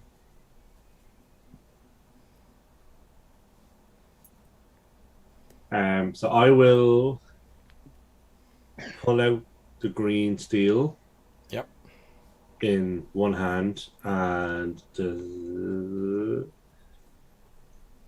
I'll pull out the green steel, and I will, I guess, project my thoughts into the sword, and outline the problem that we're trying to solve, Okay. and see if the green steel gives me any indication or anything happens. Are you asking it anything, or are you just like laying I out? guess I'm asking it what will happen if I allow Weimar and Brock to ingest liquid time. Okay, so as you ask it that, a sort of hazy outline appears, and you see the sort of semi-translucent figure of Brother Lomas appears, stood next to you, wearing his like monkly regalia, silent as previously when the sword sort of broadcast this illusion. The illusory Brother Lomas walks over to Weimar and Brock and sort of like looks them over. It leans down and looks at the vials. Then it walks up towards you, like looks at you, and you see like Brother Lomas's face. And then as you watch, like the face appears to be like slowly getting like older. Like you see like a beard, almost like a time lapse. You see like a sort of beard sprout and like grow down a little bit. Like not like it doesn't like decay like Indiana Jones style, like turn to a skeleton, but like you see like obviously the passage of time on this illusory Brother Lomas has been like sped up. Like, you see like the beard come down a little bit, you know, like stubble comes out, etc. The hair gets a bit longer. Okay.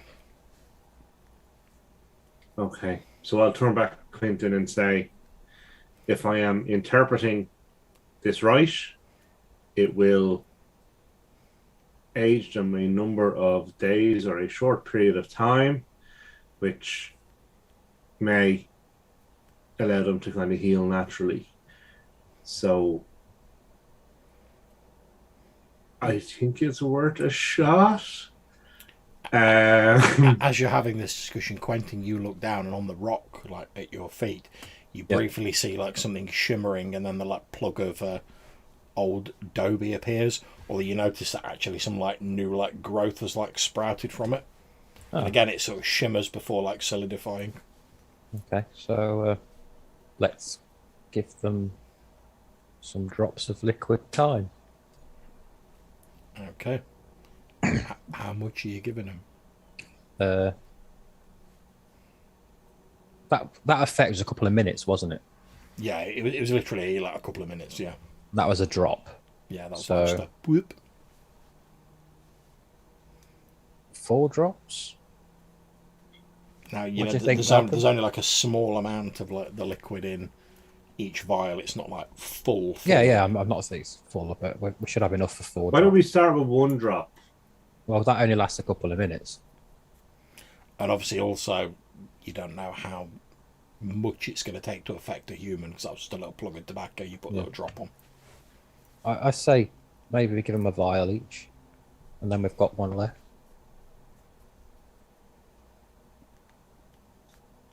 How many drops are in a vial, would you reckon? Given the amount, probably about 6. Yeah, about half a dozen, yeah. Okay. Except for this one's got about 5 in it. Let's give them Right. 6 drops. And Should we give them half a vial each and see?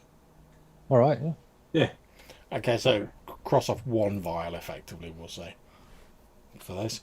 Okay, can you roll me, Quentin, a D3? 3. Okay, so Weimar and Brock, as they, are you pouring it on them, or are you like pouring it into them? I will get effectively? them to ingest it, I think, better Okay, than no pouring it on. I don't Yeah. want time to happen separately in a different location on their body. Yeah, see, sort of like half and half one of these vials, which is now Yeah. empty between these 2 guys. At which point they both, again, they sort of shimmer as though they're like their whole body was like vibrating very quickly, and they disappear. At which point Weimar and Brock, for yourselves, although you are unconscious so you don't know this, it is as though 3 days have passed. So you can roll as though to regain hit points as though 3 days have passed. That's D3, is it? Yeah, so 3d3 Yeah. for each of you. Let's just roll 3, 1, and a 2. 6. Okay, so now you've rolled 3 dice, Brock. Upon which of the dice did you sort of go over 0 hit points? If you see what I mean. Second one. Okay, so Yeah, go on, sorry. so for you, what happens is 1 day passes when you're unconscious. You then wake up. You find yourself in this cave. It'll only be you and Weimar in there. We'll just find out when Weimar wakes up. But basically, you're stuck in there for like 2 days. And every time you try like leaving the cave, it's like an old arcade game where you just sort of come in through the other entrance when you try going out. It's like you're stuck in like this little bubble. But obviously, like, nothing comes in to like bother you. You don't appear to feel hungry while the days are passing, so you're able to rest up, and that's when you regain the rest of your hit points. But it plays out like a full day. Yeah, it feels like a full day, yeah. Weimar, which of the dice did you become conscious on? The last one. Okay, so for the first day you're awake, Brock, Weimar is there, but he's unconscious. Then on the final day, he wakes up, and obviously you guys can have discussed whatever you want to discuss, because you're both trapped in there for like a day together. Like I say, you can't leave this cave, but you don't feel hungry or anything. You're able to rest up, nothing occurs to like bother you. And then as you're sort of getting onto like the 4th day, effectively, like the starts to like the scenery around you starts to like shimmer like the cave walls, and then you notice like 2 sort of vaguely humanoid, sort of like but out of focus, like shimmery shapes like appearing in the cave. Is there anything, Brock and Weimar, you want to have discussed while you're like trapped in this cave? So obviously the last thing you guys remember is you were like fighting for your lives against this gateway, and you got taken down by these rats. Then suddenly you're both on your own in this cave that you don't seem to be able to leave. Do we recognise the cave? yeah, you recognise it as like, oh, if I look out there, like, even though you can't leave the cave, you can look through the entrance, and you can see like the chasm that you know is the chasm you originally entered to like come into this cave system. But every time you try and like pass through the threshold, you sort of find yourself back in the cave where you originally were. Yeah, so for the first day that I'm conscious, I'll basically be guarding Weimar because I don't know what's going on. Obviously, I would have tried to, get out, or at least looked around the corner, or and realised I couldn't. So for that day, but then once we're both awake, I would have just, be just trying to work out what sort of witchcraft is going on as usual. Has Weimar got his sword? Can he ask his sword? No. He doesn't have his sword. People looted all my... He doesn't have his sword or his gauntlets, and you don't have your spear. Wow. Is this some sort of twisted afterlife? I think we find ourselves. I think we're dead. Do we feel hungry, John? Yeah, we're definitely dead. And we're just knocking our heads against a sort of invisible barrier, or just keep sort of rebounding back into the room. One thing you do notice, if you think to check this, it's down to you whether you do. If you check to see if you've got a pulse, you do still have a pulse. You are still breathing, and obviously, as you rest, your injuries are healing. So, like, your biological processes are continuing. Like, if you cut yourself, you will bleed, etc. I still feel like it's almost like a dream state, even if that was happening. It does feel very much like a dream state, and there's this strange it's difficult to put your finger on it, but you feel this strange sort of sense as everything's slightly sort of out of focus, like like in a dream when you see a familiar sort of surroundings, but something is slightly off, but you can't quite put your finger on exactly what it is. Yeah, unfortunately, then my mind will start to wander, and sort of I'll be thinking about what happened to Land's body, and I'll be sort of getting quite down on myself, I should imagine. Yeah. And obviously, Weimar, you'll be able to see that obviously Brock is preoccupied with thoughts of his fallen love, and obviously the sort of now like the adrenaline of like the immediate sort of life and death crisis has been resolved. He's sort of fallen into I won't say a fit of melancholy, but it's obviously now it's starting to like sink in, and it's really starting to like weigh on him a little bit. Yeah, which tracks entirely with the idea that we're in an afterlife now. Yep. And we're clearly in clearly this is the real thing, because we already had a bunch of indications that Leander might not directly be what we currently think he is in modern day. So Weimar is just entirely bought into like, okay, we can't leave. I'm not feeling hungry. Clearly, this is, whatever happens afterwards, it's this. And it tracks with, this sort of fairly common idea in sort of our own ancient history of culture, where it's kind of like a dank place underground. Yeah. Yep. Yeah, it tracks. It's unfortunate that there is only the two of us here, but, Okay, and as I've said, on the morning of the fourth day, from your perspective, you start to see this sort of like shimmering or vibration in the cave surrounding you, and then these two, and then no, wait, it's three sort of vaguely like humanoid sort of shapes start appearing, but they're out of focus and like vibrating. Whereas Malcolm and Quentin, from your perspective, you see, not in the same places where you sort of laid down like Brock and Weimar, but you also see like two sort of like out of focus, like roughly humanoid like figures sort of vibrating their way into existence. And as the minutes pass, for Quentin and Malcolm, these two shapes like resolve themselves and solidify into Weimar and Brock. And for Brock and Weimar, the three shapes you're seeing gradually resolve themselves into Malcolm, Quentin, and Fabio.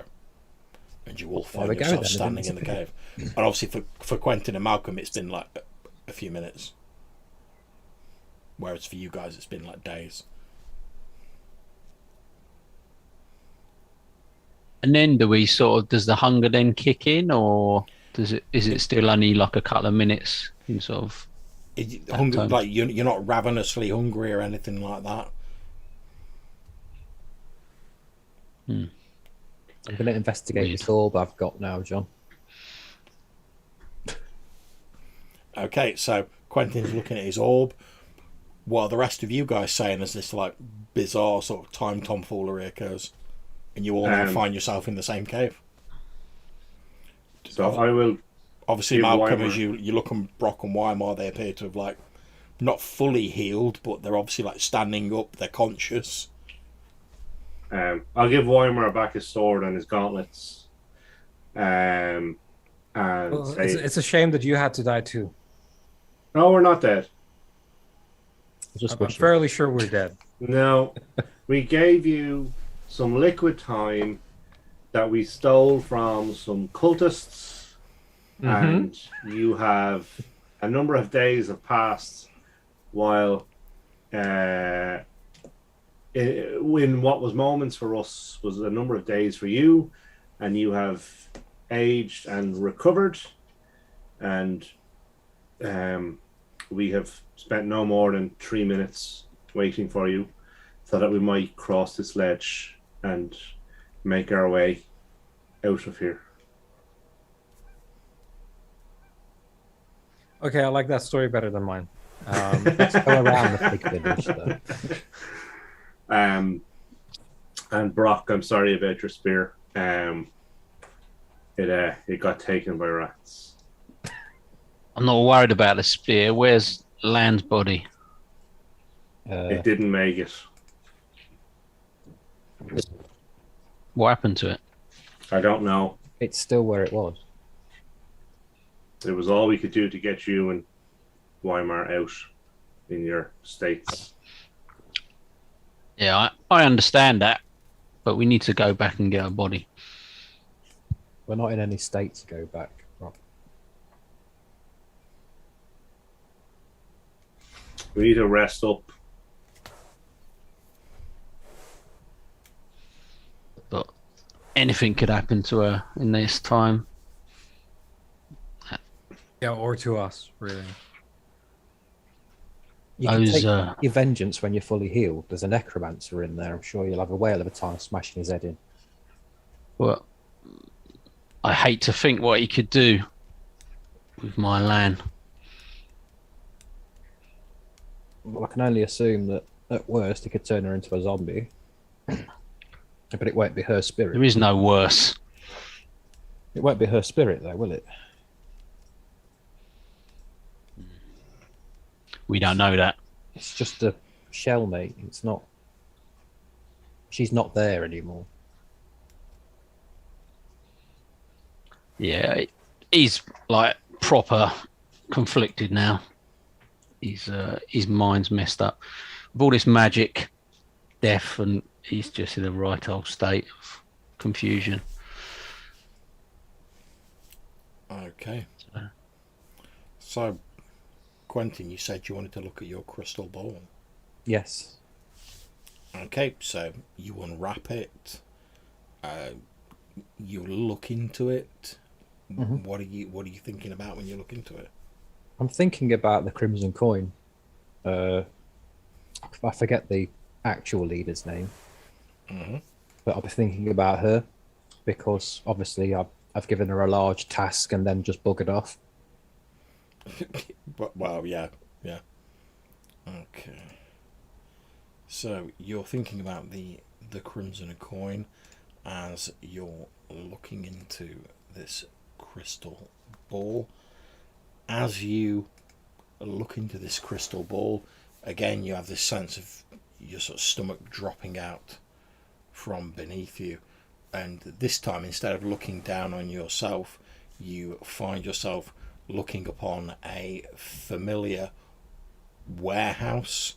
You can see Martha Perkins, the leader of the 𝐶𝐿, and a number of her people.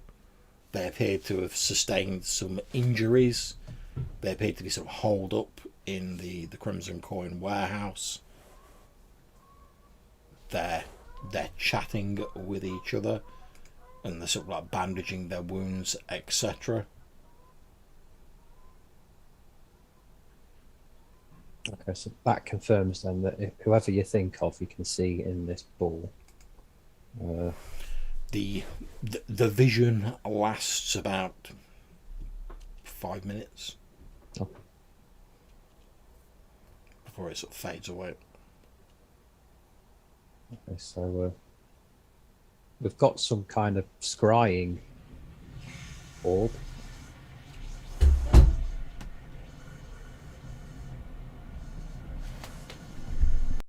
You know, maybe you can use it to look on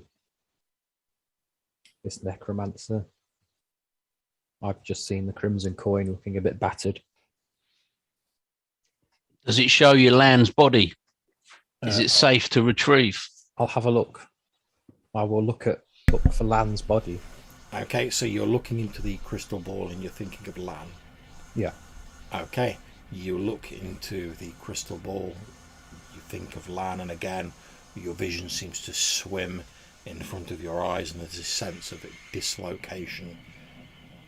And as your misty vision clears, you find yourself looking down, as though from an aerial view again, into a stone chamber, and you're looking down to the dead body of Lan. She appears to be lying on some sort of stone slab.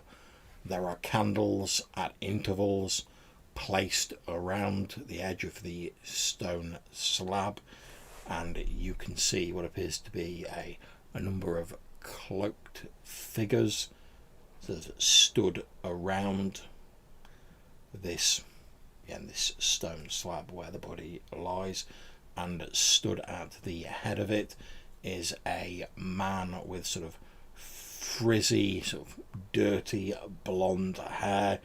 He's wearing a blood-stained waistcoat and shirt. He has leather gloves that sort of come up to his elbows. They're also splattered in blood, and he has small spectacles on his face. He appears to be holding a leather-bound book in one hand, and he's waving his arm around and gesturing, and his mouth's opening wide as he's like intoning something, but you don't get the sound.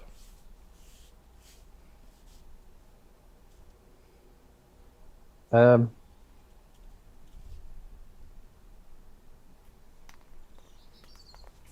bodies with the cultists, Brock. I assume it's a ritual of some description.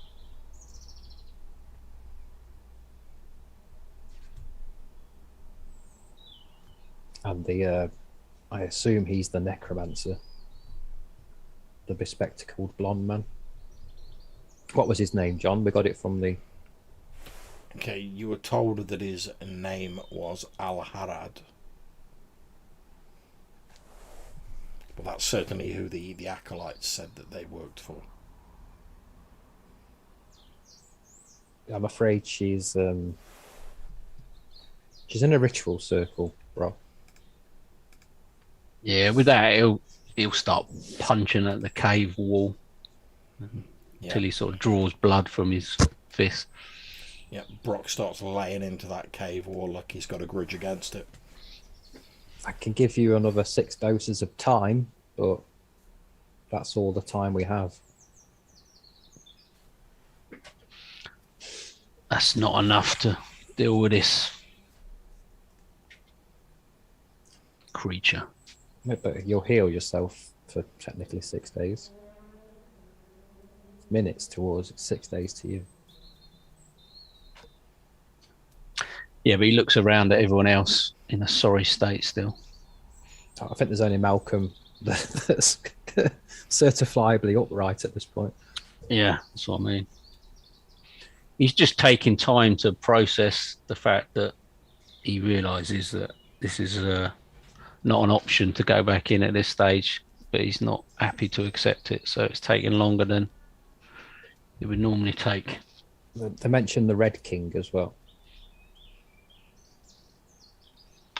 That's the undead king, isn't it? But he's far from here. Yes, but they work for him. This time was literally for them to do something. This time we've stolen was to be used in a ritual of some description. More undead. This Red King, he must fall. But not before this necromancer.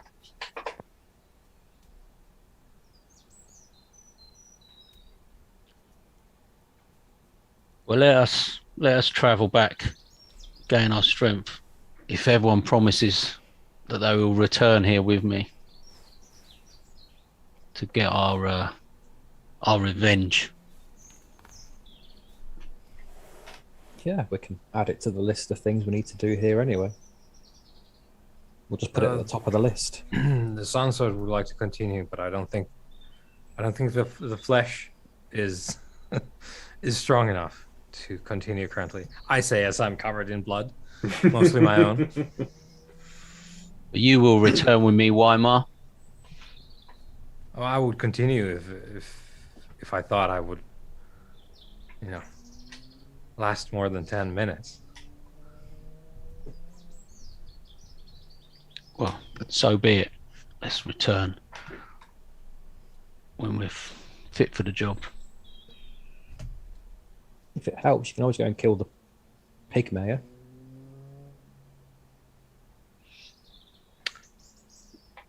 I don't think we need to add on to our list right now. Of course we do. Make a bigger list. That way you're sure to accomplish at least something on it. Let's find somewhere to hole up and recover our strength. That's an idea. Let's not be murdering anyone. There's plenty of time when we have our strength back.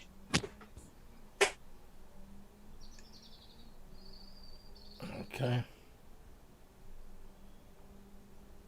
So where do we suggest travelling to?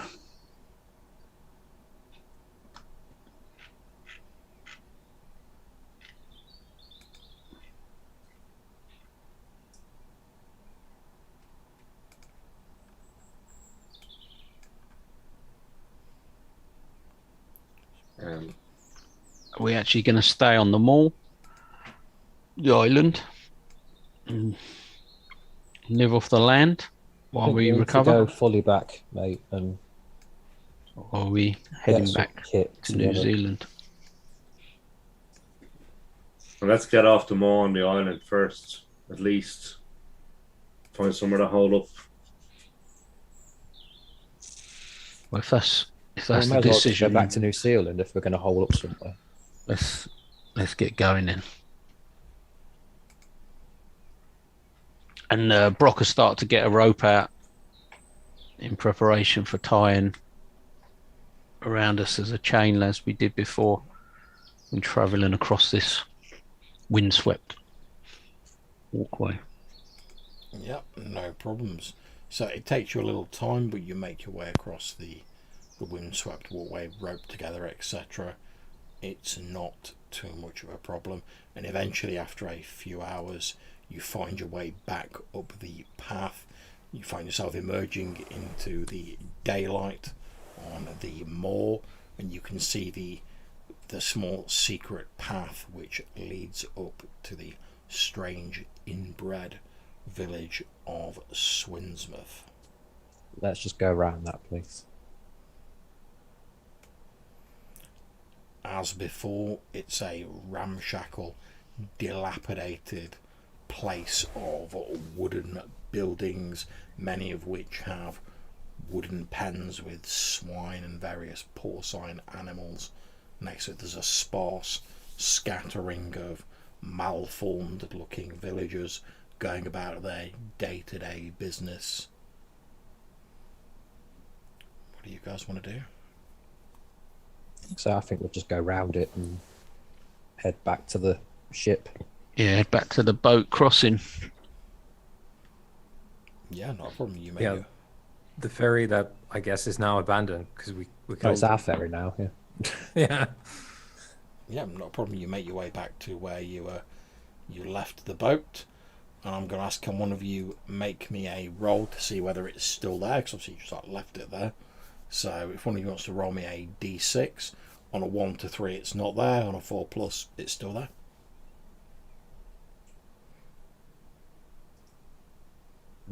Yeah, I can give it a roll. Hang on. D6. 6. Okay, yeah, you get there, and despite the fact that an amount of time has passed, the boat is still there, sort of like pulled up on the shore, like the stony, pebbly beach where you left it. Seems to be in reasonably good nick. There's a little bit of rainwater's collected in it. It's obviously rained while you've been underground, but it's nothing too major. Like, you just have to like empty a bit of the water out. It's not really a problem. As before, I suggest that all the heavily armored people take their armor off into the boat as we travel across, because there's rumors of creatures in this water. We don't want to sink to the bottom if we go overboard. Yeah. Okay, yeah. Once it's not heavy, I'll leave it on. So you're sailing the boat across, well, rowing the boat across. Yep. Yeah, not a problem. You row the boat across the lake that surrounds the Beast's Maw. It's a fairly uneventful trip. There's a gentle breeze blowing. It's a little bit on the chill side, but nothing particularly untoward happens.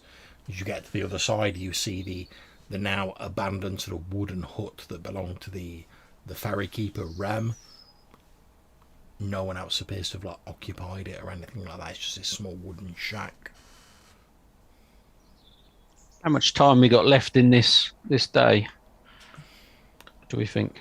You probably go back. It's probably about midday by the time you've Right. sailed across. Yeah, we might as well continue back then. Yeah. Okay, so you're heading to New Zealand. Yep. Yeah. Okay. So it's going to take you.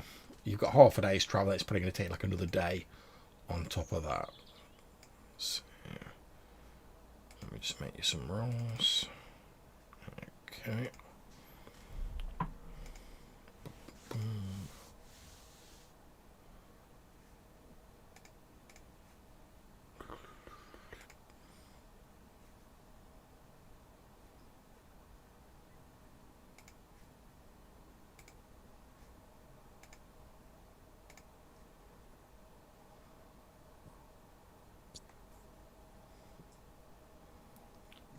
Okay, so at the start of the second day, you are travelling through the free coast towards New Zealand. And as you get nearby, you see. Okay. As you're heading towards New Zealand, you see what appears to be a middle-aged man. He's obviously a sort of hunter or woodsman type. He's wearing, like rough sort of handmade leather clothing. He's got like a woodcutter's axe over his shoulder. You can see he's got like a stick over the other shoulder, and there's like a couple of like rabbits hanging from the stick that he's tied on there, presumably that he hunted himself. He doesn't appear to have like spotted you yet. He's sort of like walking parallel with you guys. Doesn't appear to be paying particular attention to you. Well met, good sir, I'll call it. Oh, afternoon to you. How goes the road?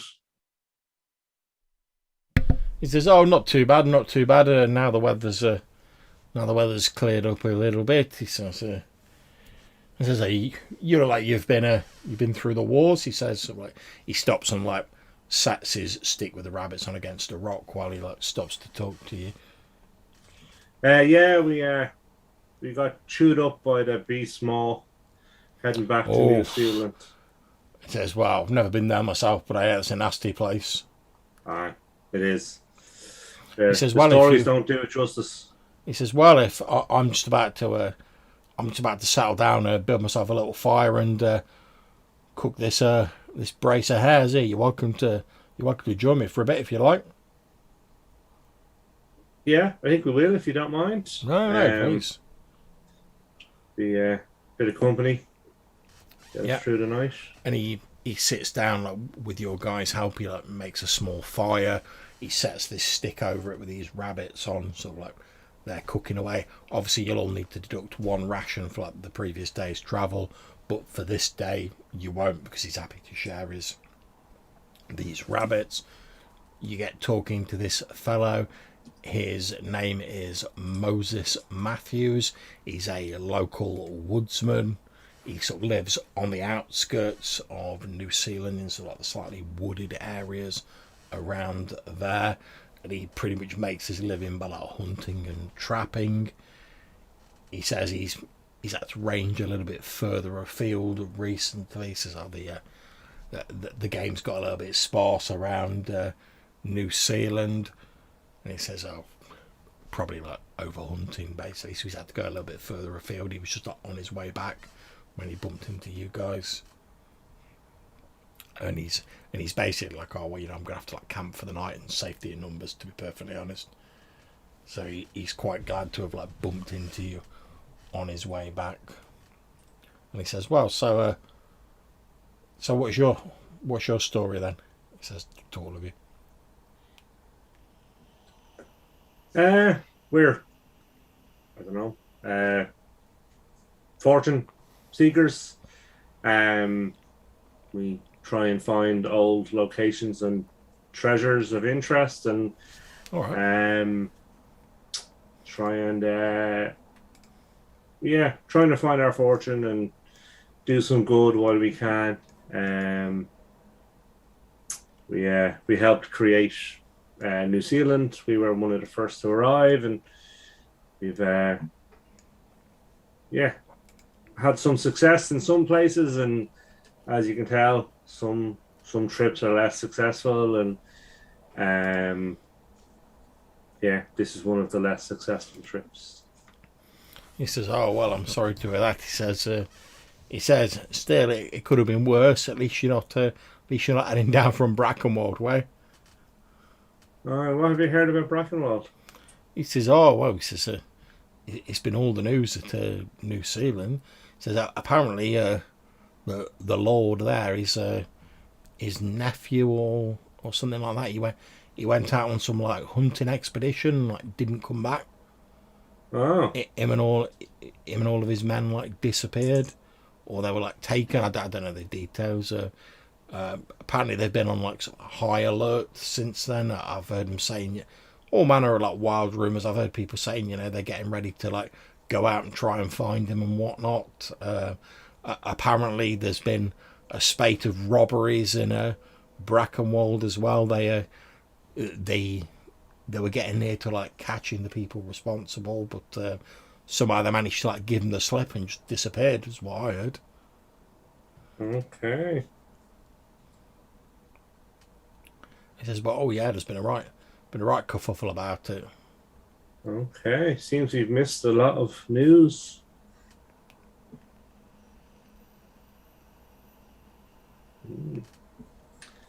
Interesting. So yeah, apparently from what I hear, the fellow who's gone missing, he was the person who was like dealing with all the sort of trade stuff between New Zealand and Brackenwold. So all that's come to a bit of a grinding halt.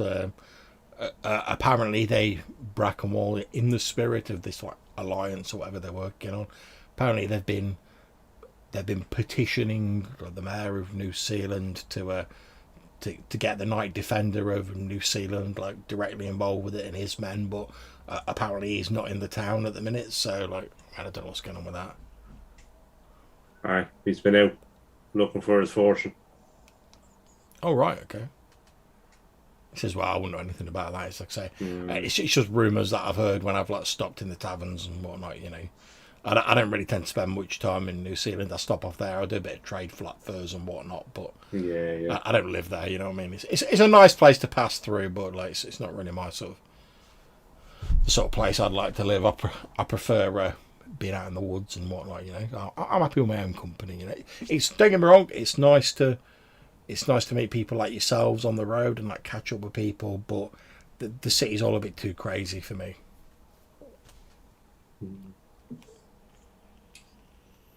Well, I guess we'll see when we arrive tomorrow how crazy it's gotten in the few time we've been away. Indeed. And if there's nothing else you guys want to discuss, the evening passes fairly uneventfully.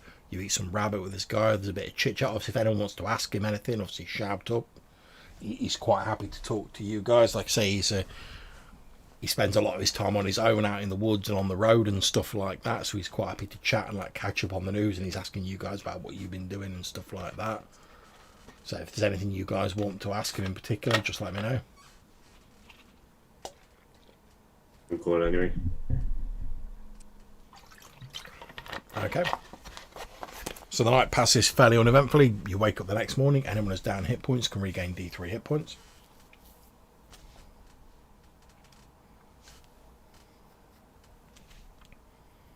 And you wake up the next morning. The woodsman is up fairly early. He's like, as you wake up, he's like packing his stuff up, obviously getting ready to move. You can see he's like he's sort of like brushing the fire out and sort of making sure it's all safe and whatever, so he doesn't like leave anything behind that's going to like damage the area.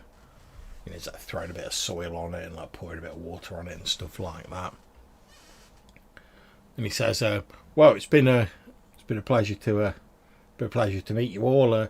If and this is probably where we part ways if you're heading to New Zealand. Like I said, I'm not planning on heading back there yet, but it's been nice to meet you all. Hope you have a safe journey in your travels.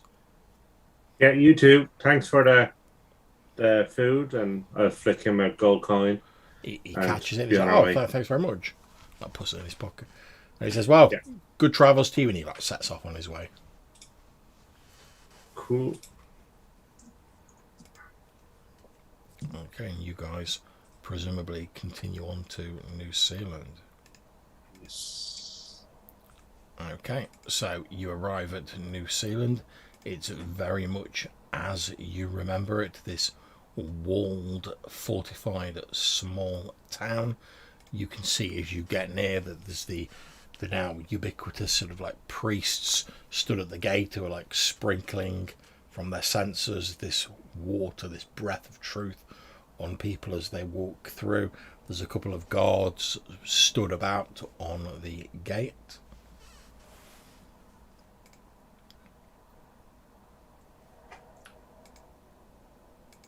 What do you guys want to do? I follow the normal routine on entering. Go through the motions of the sprinkling. Yep, not a problem. You get sprinkled with the water. Obviously, it has no effect on yourselves or whatsoever. The guards sort of look and the priest sort of like nod at you as you head through. So you walk up and you like lay that water on me, and they sort of nod approvingly as you head through. They're obviously like see that you know the routine. You're not protesting, and you're allowed through the gate into the town. Obviously, as you know, the town is divided into roughly 3 districts. There's the East Gate, which is like the wealthy district, North Gate, which is the merchant district, and Lost Arch, which is the sort of like the poorer district to the south along the river.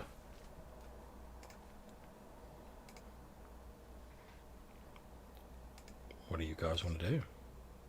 All right, guys, I'm going to go and... Yeah, just go. So the plan being we rest up, we get provisions, whatever, and we head back. Is that correct? Yeah. All right. Maybe we might want to try and find a healer if we can. Can we find out what Fabio made that last one out of? Yeah, Fabio's like, well, I can make some more poultices. It'll take me a bit of time. I can get hold of the requisite herbs, etc. It's more a matter of the time it takes to brew and steep. How long we're talking for 6? Well, for 6 vials of it. Yeah. He says, well, probably about a week. I think that gives us sufficient time to retool and stitch all our wounds up.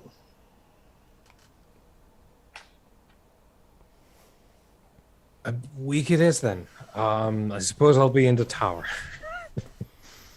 Okay, so as we're sort of drawing the session to a close, we have like a montage of a week passing. Obviously, that effectively means anyone who's down hit points, you can recover 73 hit points. At the end of the week, Fabio he said it was a bit of a struggle to like get all the herbs, but he's managed to make 5 of the vials of his like tonic.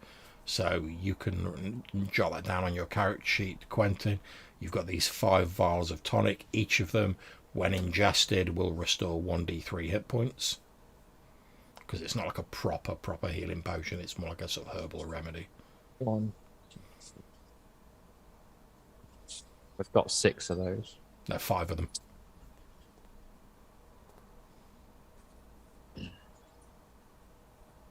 And like I say, each one restores d3 hit points when drunk. Yeah, I've put that on there. Cool. Okay, so, but before we wrap up, obviously next session will start with you guys like setting out to do what you do best.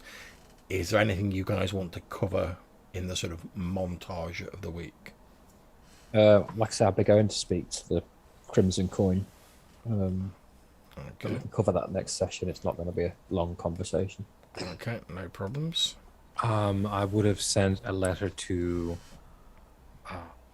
our friends at Brackenwald requesting our help in the investigation. That I'm gonna get to it, but unfortunately, right now we're dealing with some very esoteric existential threats.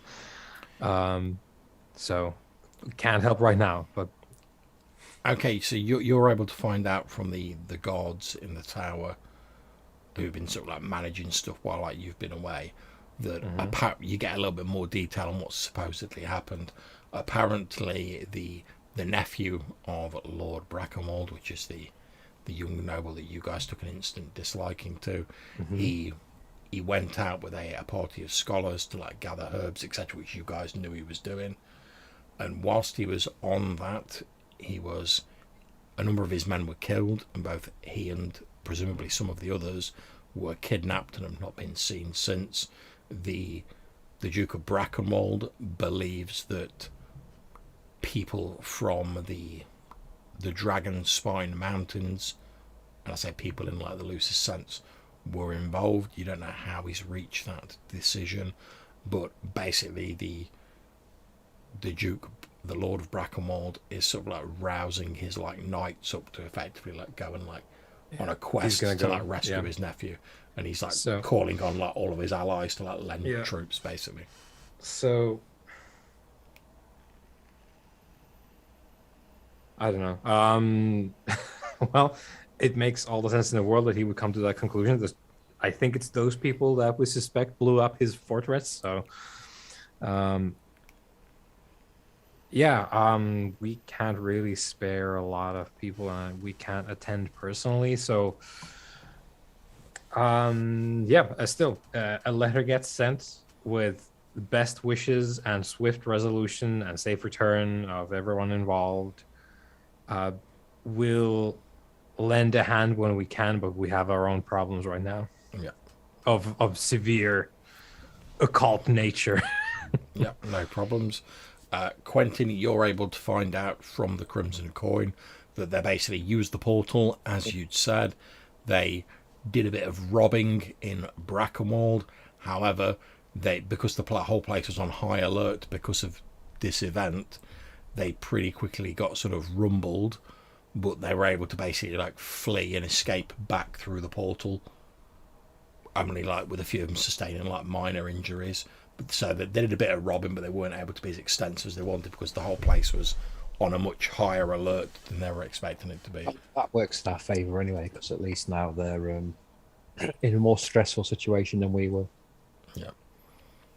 So is there anything Malcolm and Brock want to do in this sort of like week montage? I think Malcolm would like to spend a week kind of trawling through churches and monasteries and looking for a likely candidate to join us on the trip who might be able to do the old healing magics.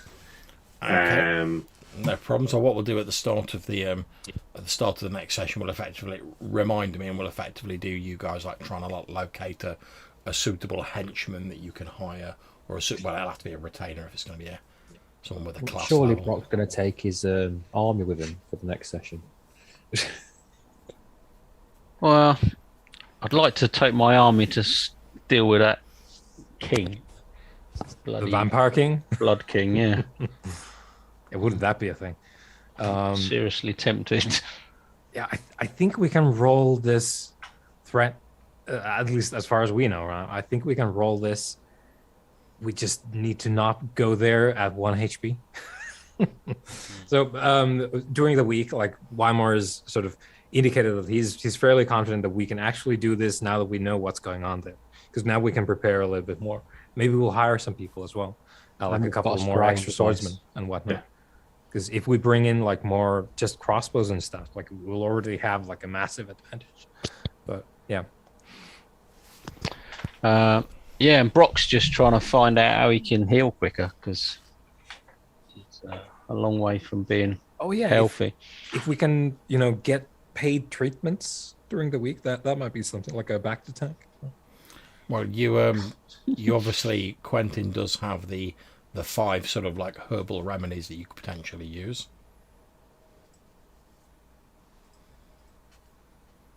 So you could use some of them over at the end of the week if you wanted.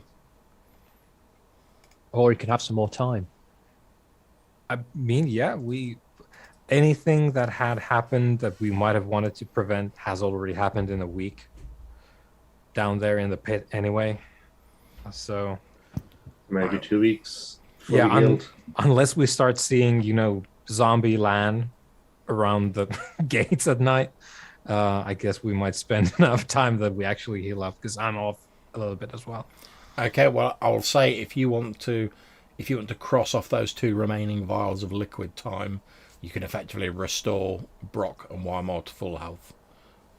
Did they want to go through that again? Is the question. Yes. Now I know how it works. It doesn't bother me. Brock's a new man. He's on a mission. Changed. Okay, yeah, well, I'll give them a vial each then and say, just... I'll see you on the other side. Yep. Yeah. And it's going to be a weird, like... Just out of interest, where are you guys when you, take this liquid time? I'm going to make sure they're in that square with all them statues. Okay, yes. So unless you guys object, Quentin gathers you in the square outside all of the sort of temple area where there's the statues that are sort of built to represent, well, by the presumably now deceased 𝐶𝐻𝐿, your old dwarven friend. They built these statues of the old gods and sort of used you guys as inspiration for it. Unless you guys object, Quentin has you meet there and he passes you each one of these vials. Is there a specific reason why we should do this here? We didn't. It's safe. It's anchored. You know where you are.